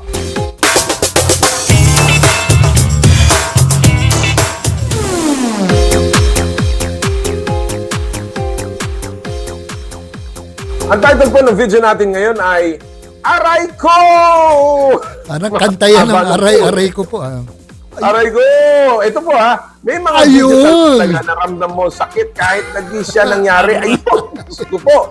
Ayon sa MLB data, nasa 150 kilometers per hour ang average ng bilis ng isang pitch sa pro baseball. So gamit ang data na yan at inyong imahinasyon, isipin nyo na lang kung gaano kasakit itong sinapit ni Kuya na rekta sa kanyang pagkalalaki ang baseball. Kaya yung pitcher napangiwi, nasaksihan. At yan din po ang Stop and Pop. Kaya mo yan, partner? Kaya mo? Kailangan niya cherry loom. Partner, ayoko. Ayoko. Kailangan doon sa harapan nun, may cherry loom o yung Sumo brand GI sheets para sigurado. Alright. When we come back, mga kapatid, ang ating mga kausap, ang ating pong speed climbing Philippine record holder na nag-compete sa Asian Beach Games, si John Forones, at ang naturalized basketball player candidate na si Malik Diouf. Dito po sa Power and Play, atid sa inyo ng Cherry Loom, Cherry Tigo, Photon, Joyride at ng N Plus Gold. Oras natin 9:22 ng umaga. This time check is brought to you by Ultima at ng M2 Veggie Drink. Drink your gulay!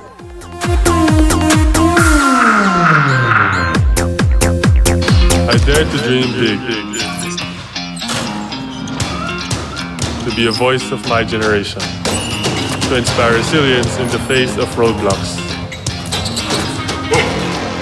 And in sharing my stories, I let others share in my passion.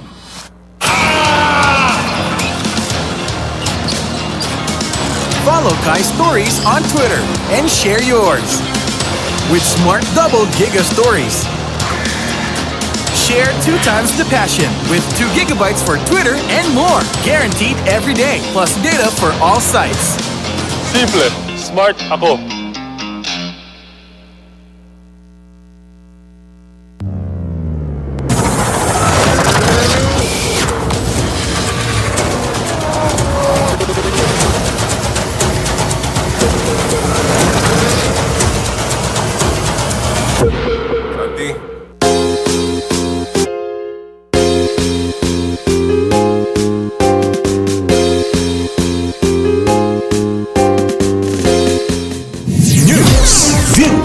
Public service, entertainment on 105.9 True FM.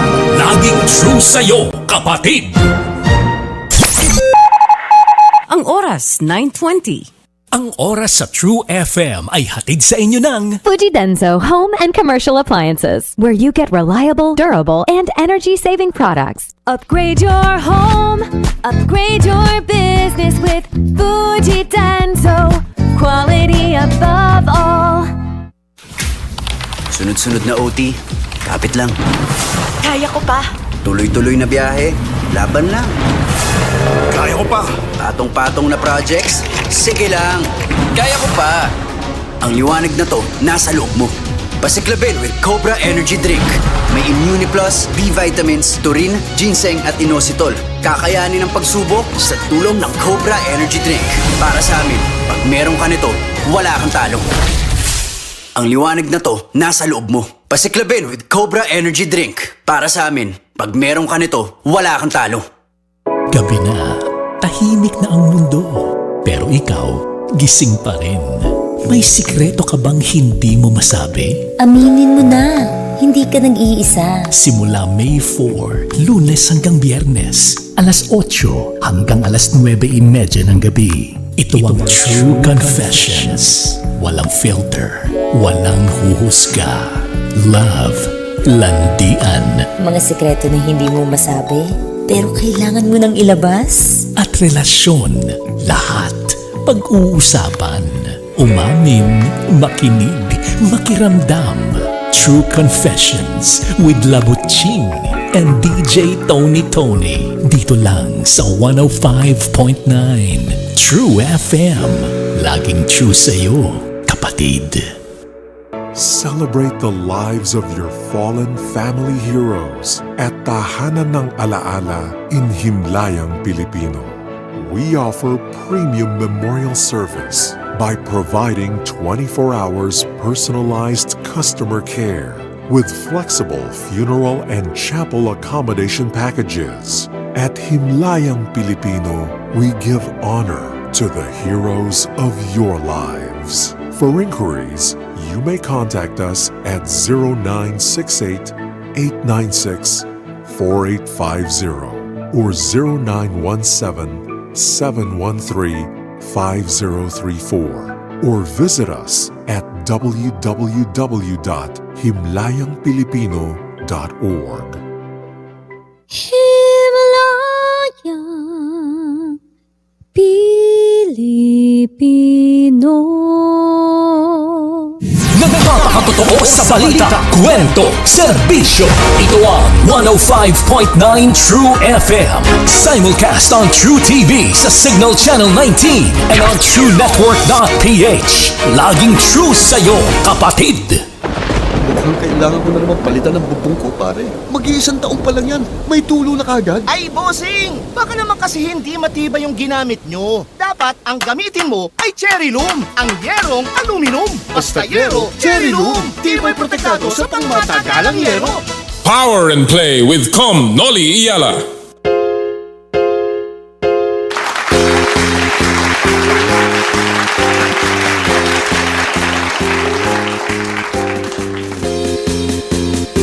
Okay, nagbabalik na naman po ang Power and Play. Kasama po natin sa somewhere in Bataan, Zambales ang ating partner na si Noli. Partner! Sa ating second hour, ako marami pa tayong mga kausap. Pero bago yan, syempre partner, kailangan natin munang magpasalamat Sa lahat ng mga tagapagtaguyod ng Power and Play, ating pong mga giling na sponsors. Kaya simulan ko na, partner, sa ating kaninang binabati ng kanilang 34 years ng anniversary, ang Cherry Loom, ang yerong may aluminum. Sa ganitong mainit ang panahon, mga kapatid, biglang uulan, sana umulan, kailangan natin ng matibay at protektadong bubong. Dapat ang bubong ay yerong may aluminum. Kapag may aluminum chuck na pangmatagalan, at isa lang ang alam kong di kalidad na yerong may aluminum, yan ang Cherry Loom, tibay protektado sa pangmatagalang yero. Cherry Loom, ang yerong may aluminum. Thank you! Happy 34th anniversary sa Mileage Asia Corporation, roofing the nation with Cherry Loom, galvanizing the industry with Sumo brand GI sheets. Thank you! Photon, empowering the Filipino business. Kapag komportable ang biyahe, ang sarap ng long trip, at yan ang hatid ng Photon vans tulad ng Photon Van Transvan, Photon Traveler, Photon 210 15-seater at Photon 210 Executive 11-seater. Turbo diesel ang makina, walang bitin sa lakas at hatak. Merong manual at automatic transmission, pang negosyo, pang barkada at pang pamilya. Merong 5-year or 150-kilometer warranty, whichever comes first. Tumawag o pumunta sa pinakamalapit na Photon dealership sa inyong lugar. Thank you! Cherry Tigo, love your journey. Cherry Auto Philippines has given motorists yet another reason to switch to its 7-seater all-new Tigo REV Luxury Edition SUV. The all-new Tigo REV LE has posted the best-in-class fuel efficiency rating of 84.28 kilometers per liter gasoline equivalent following a fuel eco run conducted by the Department of Energy in 2025. According to the DOE test results, the Tigo REV LE topped its class among vehicles evaluated across plug-in hybrid, diesel, and gasoline categories. The Tigo REV LE has a 1.5-liter turbocharged engine. It offers a combined electric and hybrid driving range of up to 1,400 kilometers on a full tank and charge. The model also comes equipped with multiple safety and driver assistance features, including advanced driver assistance systems, adaptive cruise control, and a 540-degree camera system. On a 7-seater Cherry Tigo REV LE starting at 1.548 million pesos. Visit your nearest Cherry Auto Philippines dealership and book a test drive today. Thank you! Joyride, ang inyong bagong kasundo. Bawat lakad, bawat biyahe, may Joyride na para sa inyo.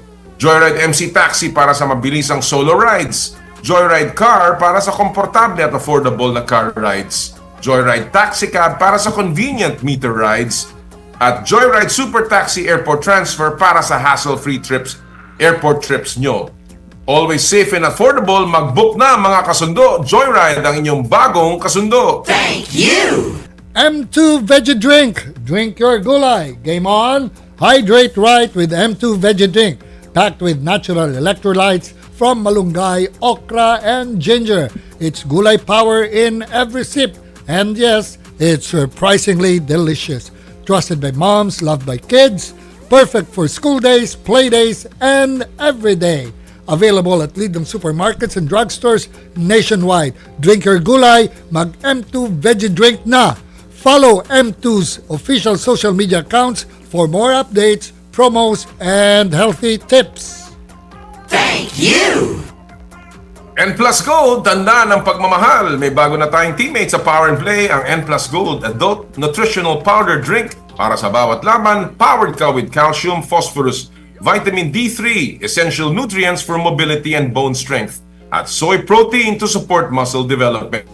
N Plus Gold, tanda ng pagmamahal. Thank you! Ultima Vitamins and Minerals with Ginseng Food Supplement, Korea Panax Ginseng, Ultima. Thank you!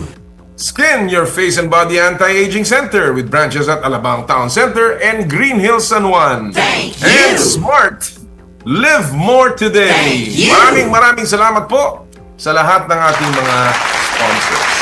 Alright, at this point, partner, medyo paspasan natin at ipasok na natin ang ating susunod na bisita. Alam niyo po, itong nakaraan natapos na po ang Asian Beach Games, yung 6th Asian Beach Games, kung saan lumahok ang ating susunod na bisita at na-break niya ang speed climbing record ng Pilipinas.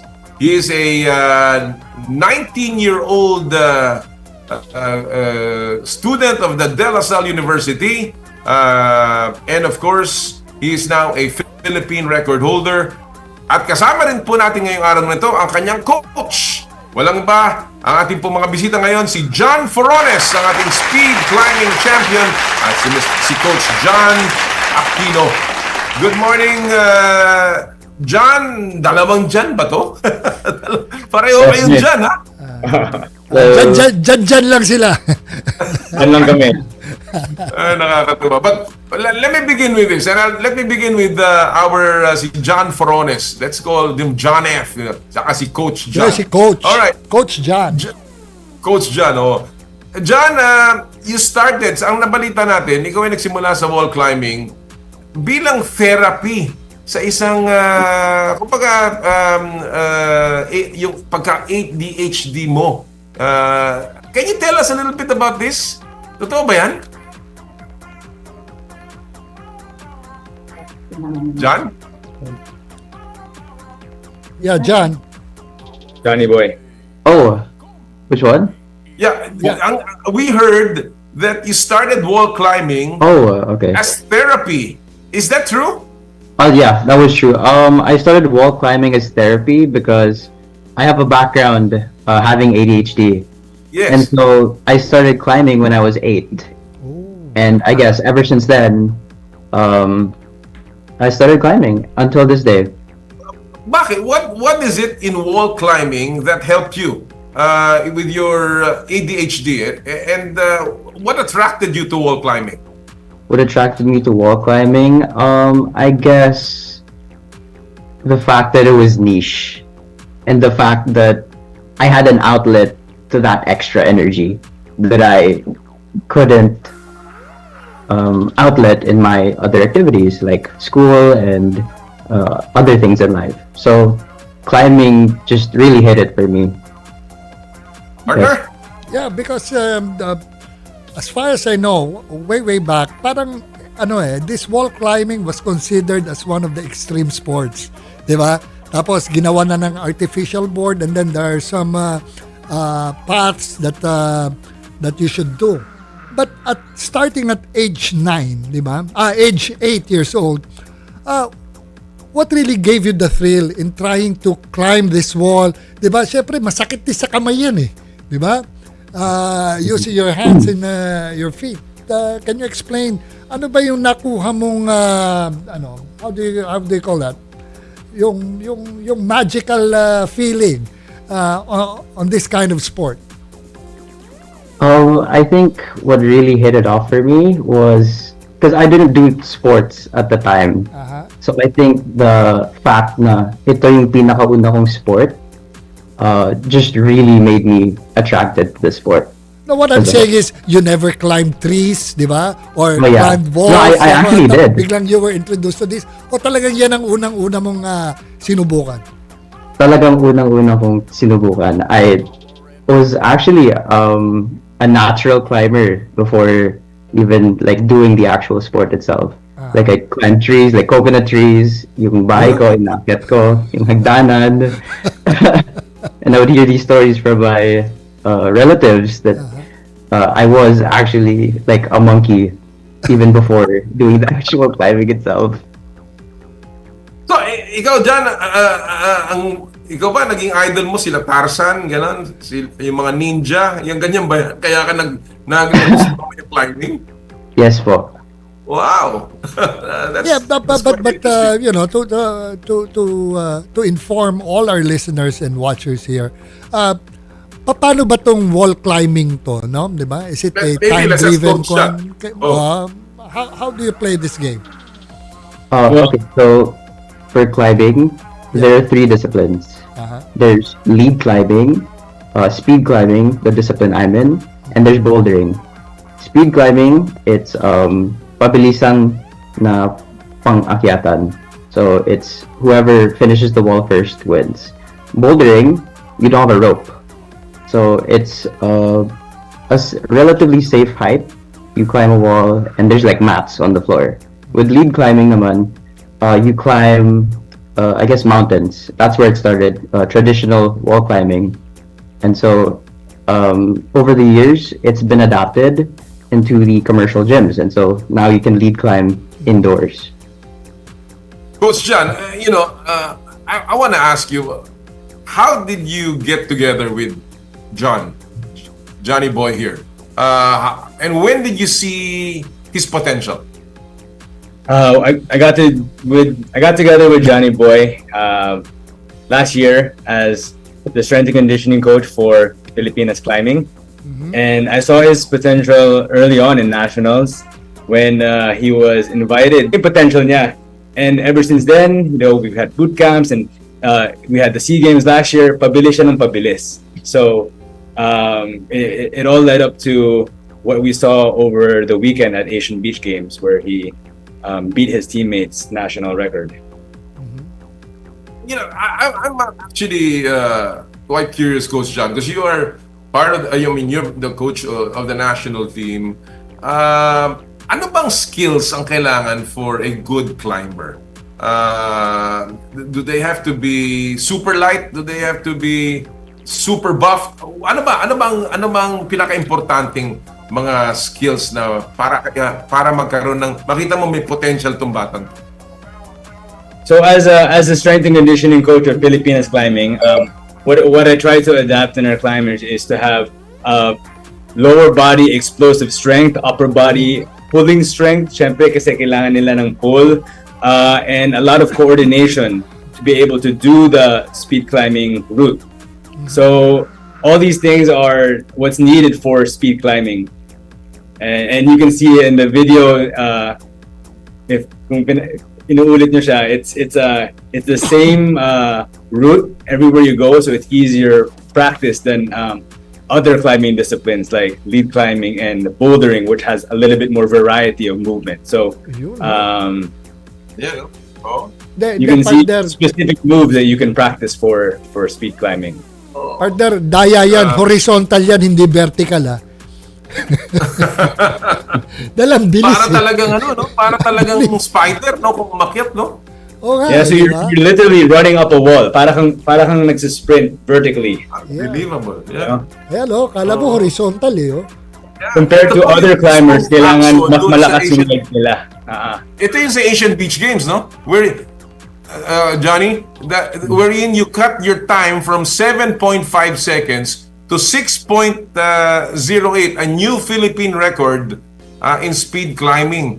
I mean, how long did you train for this, John? And were you surprised with your performance, or you think kulang pa? Okay, so to give you the complete background of my overall journey so far on the Philippine team, for current cycle events, I joined the national team for sport climbing last year, around June to July, with speed climbing as a discipline being newly introduced to the climbing scene in the Philippines as a whole. So over the span of being in the team, we've been on various out-of-country boot camps to train, participating in 2 major events in Southeast Asia prior to this year's Asian Beach Games. So we started in July last year in Malaysia, with our first experience on the international standard speed wall already being thrown into competition. That's when I started to get a feel for the wall, and I came out of that competition with an initial 11.542 personal best, cutting it down to about 10.70. So that was my very first event. We went on 2 boot camps, succeeding that event in Malaysia again in October, and had our final boot camp for that year in Thailand around November. We only had a week for each boot camp, but in Malaysia, I was able to shave around 3 seconds off that initial 10.70 into another unofficial personal best of 6.971. Come Thailand, and by the end of that week, I was able to clock another unofficial personal best with a 6.354 time. So we joined the end of the year SEA Games, and I was pretty stoked to finally be able to represent my country again on the bigger stage. But at the end of that competition, I felt as though I sub-optimally performed. I ran a 6.434 on my practice runs, because we have 2 practice runs and we have 2 qualification runs in speed climbing. But I was only able to clock an 8.49 on the actual qualification rounds. And I fell on the second attempt, so they were able to break my record for the first run. My teammate, Migo, on the other hand, as you mentioned earlier, the 7.5 seconds actually set the national record for that year. So it wasn't me. And fast forward to this year, and we're finally down to our last boot camp of my current journey. We crammed our training week prior to the actual Asian Games event during using the allowance PSC gave out. And by the end of that Indonesia trip, I was finally able to clock past that 6-second threshold, running a 5.9.61. Come Asian Games, and finally I was able to close that gap between setting personal bests in training and in the actual main stage of competition. But Coach John, itong oras ni John is still, while it's very, very impressive from the Philippine standards, it still gave him a position of like 17th. Was he 17th or 28th in his qualifying sa Asian? Ganun ba yun? Yeah. This was still very good experience because it shows it validated how far we've come by getting personal best. But we also closed in, like Johnny said, we also closed the gap between where we are now against the best in the world, because we saw world records also getting broken at this competition. So 17, it may seem that way, but it's only a few seconds short, which we can bridge the gap with further support, and we can continue to, get closer and closer. Because with speed climbing, anything can happen once you make it to the finals. We were very close to the finals. Lalo na sa relay, we were 0.003 seconds away from a finals position. And once you get to the finals, labanan lang yun. You just have to beat the team next to you. So yeah, as you saw in the video, Kite, my slip. One-on-one na yun, one-on-one na. Hindi race na siya. So once you make it to the finals, anything happens. So we were just shy of that. So we just a little bit more training, and we need to get a little bit more faster. Who's to say what's next for Philippine speed climbing? Because this proved that we were able to compete at the world stage, and we were very, very, very close to making it to the finals. So that just shows now. Partner? Yeah, although Johnny started this sport at the age of 8, but he really became serious how many years ago, Johnny? It was only less than a year ago. Less than a year. So my point is, what's the future of this sport in the Philippines? Because it seems that it's very fast to adopt. Because after a year, look what happened to Johnny, di ba? Nakaka-break na ng Philippine record. So, what's your association or your NSA doing about this in order to encourage more Filipinos with this kind of sports? Coach? For me, kailangan maging mainstream siya eh. I mean, climbing's getting there. What I've seen in other countries, it's really part of the culture. Speed climbing it's almost in their blood. Like Indonesia, grabe. We need to make speed climbing like that. But climbing in general, I'm very happy where it's going here in the Philippines. It's a growing sport. But speed climbing, it's something that we really need to continue to push. And with Johnny's success, the sport is only going to go further in the Philippines. Do you do cross training, Johnny?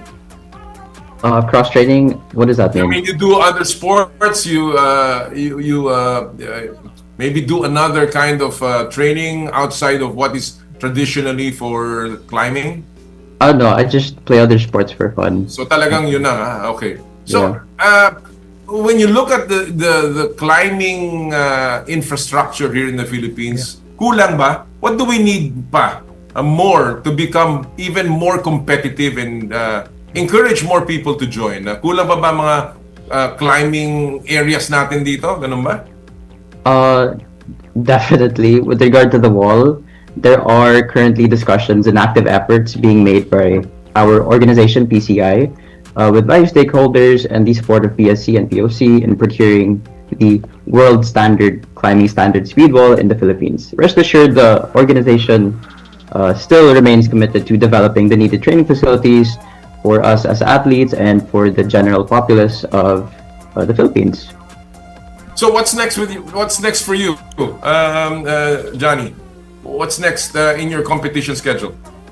Not too sure. I think Coach knows more about my schedule from competitions than we have. We'll just keep getting faster and faster. We'll continue to train. We still need to qualify for the Asian Games in late September, so hopefully we're able to join a competition prior to that. Those games. All right. Well, and how confident are you, Coach, that John here will be able to even lower that time that he has right now? Very, very confident. Very confident. And all his experiences and competitions just validate that. Even with the rest of the team, it wasn't just Johnny Boy that got his personal best. Everybody on the team, sila Popoy, Ivy, Precious, Migo, Mecca, Aika, they were all able to perform their best and get their personal best times during these beach games as well. So it just speed climbing in general, we're only going to get better from here. Well, congratulations, John and Coach John, for a significant achievement in the Asian Beach Games, and we certainly are going to be following your career, Johnny Boy, in climbing, in speed climbing in particular, and we hope to see you in the Asian Games. Again, congratulations. Congratulations to both of you. Thank you. Mga kaibigan natin po yung speed climbing record holder and of course champion si John Forones and Coach John Aquino, ang strength and conditioning coach ng Philippine team sa climbing. And alam mo, partner, that is a sport that has a lot of potential para sa mga Pilipino. Alam mo naman tayo mga Pilipino, ang gagaling umakyat ng puno, ng nyog, ng bakod. Actually, ang first kwan natin dyan sa speed climbing kaso nga lang nahuli ng pulis si Tiagong Akyat. Yun nga Tsaka si Ben Tumbling. Yung mga marami dyan. Ano mo, kailangan sila dyan, coach dyan, ang hanapin nila yung akyat bahay. Marami dyan. Gagaling umakyat dun Biro lang po. Again, congratulations to the entire climbing community for this wonderful achievement. And we certainly hope na ang PSC will build more climbing facilities and infrastructure. Hindi naman magastos siguro yan. Bago natin ipasok ang ating susunod na bisita, syempre, sumilip muna tayo sa mga ilang bahagi ng sports history this week in sports history.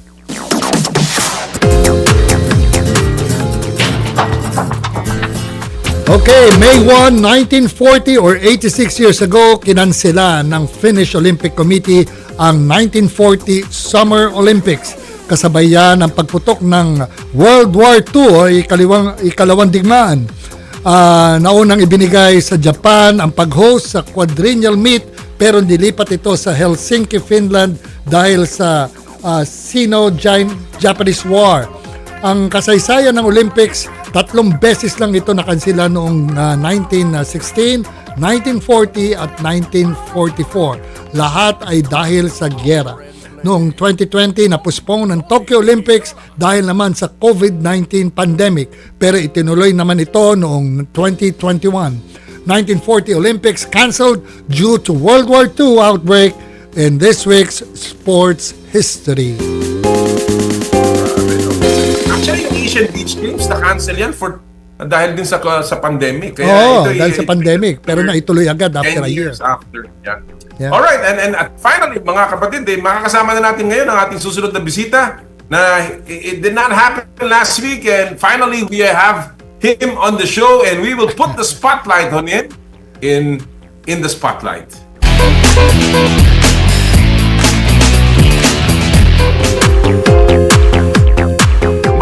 Diouf is a 27-year-old Senegalese now applying to become a Filipino, as he has proven himself in the basketball scene. He is a former UAAP champion, a former Finals MVP, and a former Season 85 MVP. And he's with us today in the spotlight, no other than our next naturalized candidate basketball player, Malik Diouf. Malik, magandang umaga. Good morning to you. Good morning, Malik. Good morning! Good morning! Thank you for joining us. You know, we missed you last week, but we're glad that you're here. And you know, I don't want to I don't want to go around the bush. I want to go straight to the point because we were talking. You are from Senegal, but which part of Senegal do you come from? Where were you born? I'm born in Dakar. Dhaka. Ah, okay. All right. And where did you learn to play basketball, Malik? At the age of 12. In Senegal. Yeah, in Senegal. And you went to the Philippines in 2019. Why? Were there no opportunities in Senegal for you, or I went to something that you wanted to Philippines. do? I went to the Philippines 2018. 2018. All right. Okay. Yeah. So why did So you decide like, to come to the Philippines? like the opportunity I got in the Philippines, because firstly I was trying to go to US, but you know, it's so hard, like the application and everything, because I got an I-20 2017 and I was trying to apply for a US visa, but it was so hard. So since I was not having that opportunity to get a visa, and 2018 some guys here in the Philippines was like inviting me to play here. And I said, why not to just try? Because they was telling me there's also an opportunity to finish your college here. So there is a opportunity here. And I said, why not just to try? And when I talked to my parents, they told me, okay, since you just want to play basketball and there is schools there, just go ahead. And you have stayed on here in the Philippines. What's the best thing about staying here in the Philippines, Malik? The best thing so far is like, firstly, I learned a lot about basketball, because when I was here my first time, it was so hard to adjust. So I learned a lot. I still learning also the English also, because I'm in French country, so I learn English here. New and have new friends. You know, basketball, you always have new friends and new people. So I really learned a lot in the Philippines. Partner? Yeah, Malik, because, you know, everybody knows you, especially during the time when you were playing for the UP Maroons and you won the championship. But after that, what has been Malik doing after your stint with the UP Maroons? Aside from applying for a naturalization in the Philippines. After winning the championship, after playing for UP, I went to Zamboanga Valientes, because they're playing like Asian tournament. So I played with them like almost 2 years, and after that I went to Indonesia IBL. I played for Surabaya. Yeah. Okay. So you played overseas as well. Yeah, I played overseas for 1 season in Australia, and I came back to the Philippines. Okay. Malik, what convinced you to accept the offer of the SBP to become a naturalized player? Firstly, I think 2020 or 21, I was invited as a practice player for Gilas 3x3. I was just like training with them for a couple of weeks. And I think after playing for the Challenger, they was just telling me, if you want part of the team. And since I feel at home already, you know, I've been in the Philippines for 8 years. I know the culture, the hospitality, everything. And I really feel at home. That's why when they invited me, I didn't think twice. I just say, okay, I will just take it. Is this decision purely basketball related, or do you really want to become a Filipino? No, it's not only for basketball. It's both. I feel already at home here. Well, that's great. That's good very to hear. important to me, because we know that at least his heart partner is in the Philippines. Yeah, yeah. And I think that is something that is very valuable for us Filipinos to see that you're not only here to play basketball, but because you really want to be part of us. Partner? Yeah, besides, Senegal is considered one of the powerhouse countries in basketball in the continent of Africa.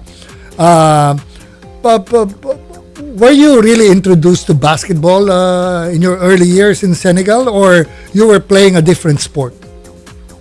I was playing, football is the main sport in Senegal, football. Yeah. So I was playing football. I just started focusing on basketball at 16. Or because of your height? But until now, football, I really like playing football. So I was just playing football, because football is a main sport in Senegal. Okay. All right. Yeah.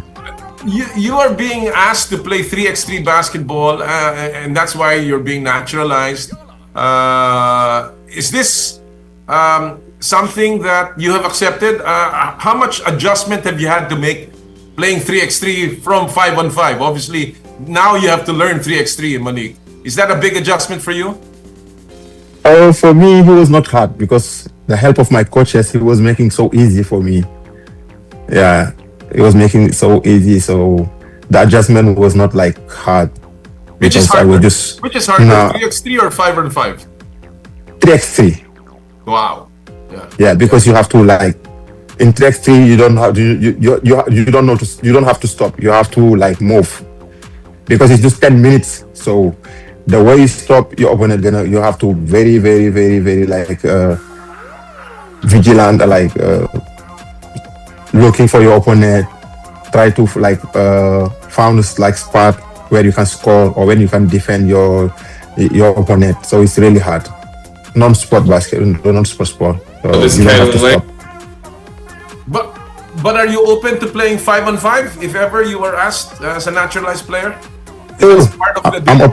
I'm open for everything. Yeah, I'm open for everything. 3x3, 5-on-5. Anytime the country needs me, I'm available. Yeah, what's the status right now of your naturalization process? I think for now we're just waiting for the process of the passport. Oh. Yeah, because I'm done with the congressman hearings. I'm done also with the Senate hearings, and they all approve it. So we're just waiting for the just one step passport away now. Yeah, one step away. Yeah. So. And are you planning to settle here after your naturalization? Is this going to be your home already, or are you still looking to maybe go abroad and go back to Senegal?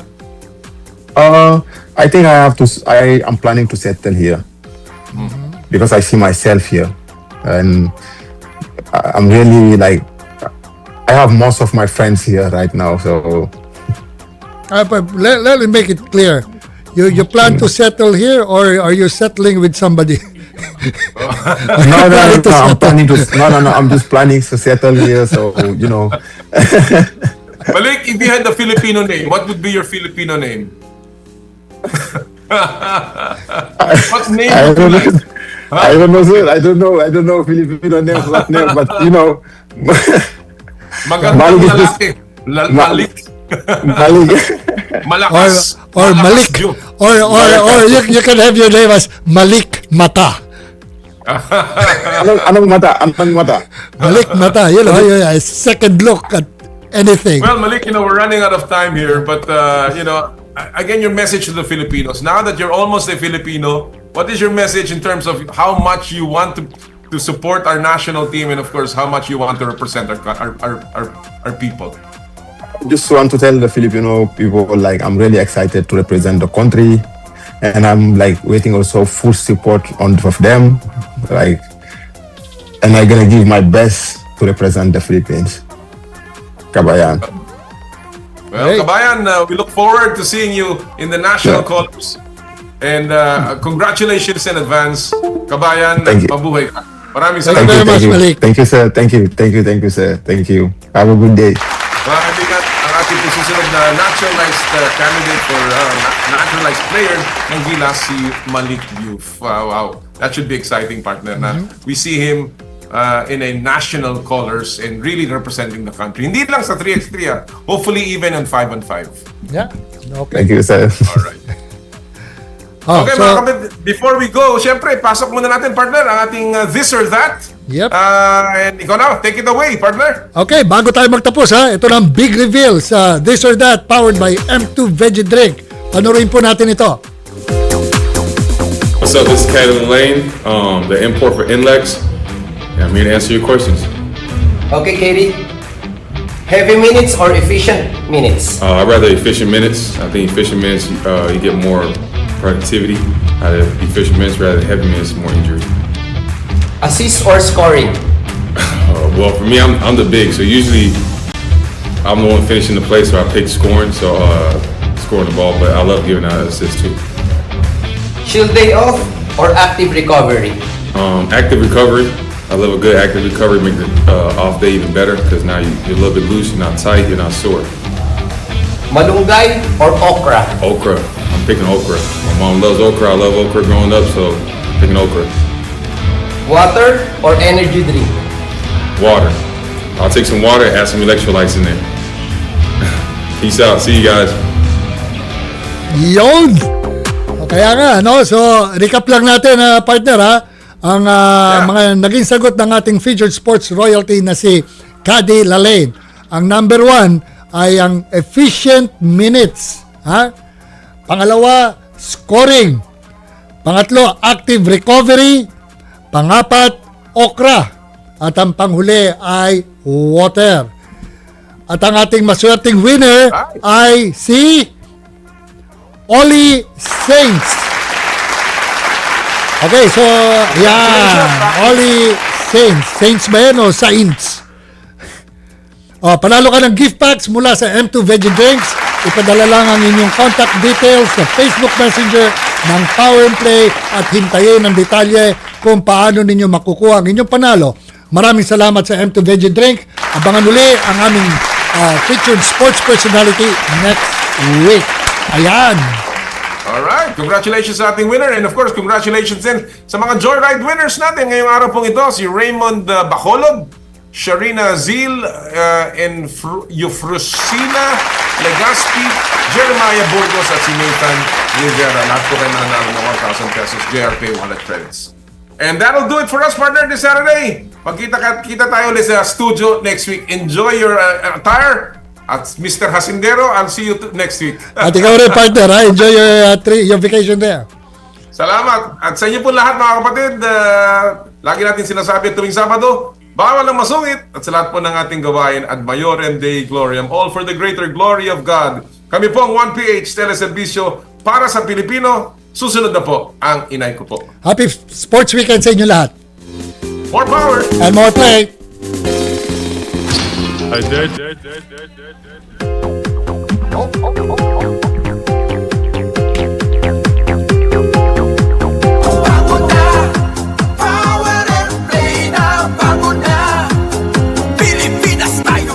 Sa kapwa ko Pilipino, ipagmalaki ang galing na meron tayo. Ilantad ang likas nating talento at magdala ng saya sa mundo.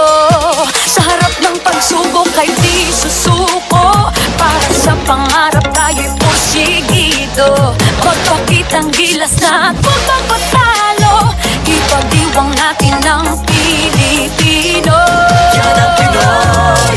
Mula noon at hanggang ngayon, talento natin ang bida.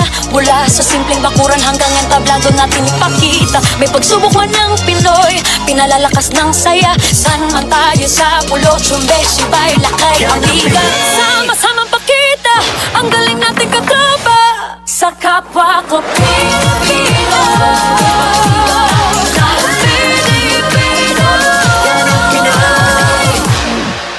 Power and Play was brought to you by Cherry Loom, ang yerong may aluminum. Cherry Tigo, love your journey. Photon, empowering the Filipino business. Joyride, ang inyong bagong kasundo.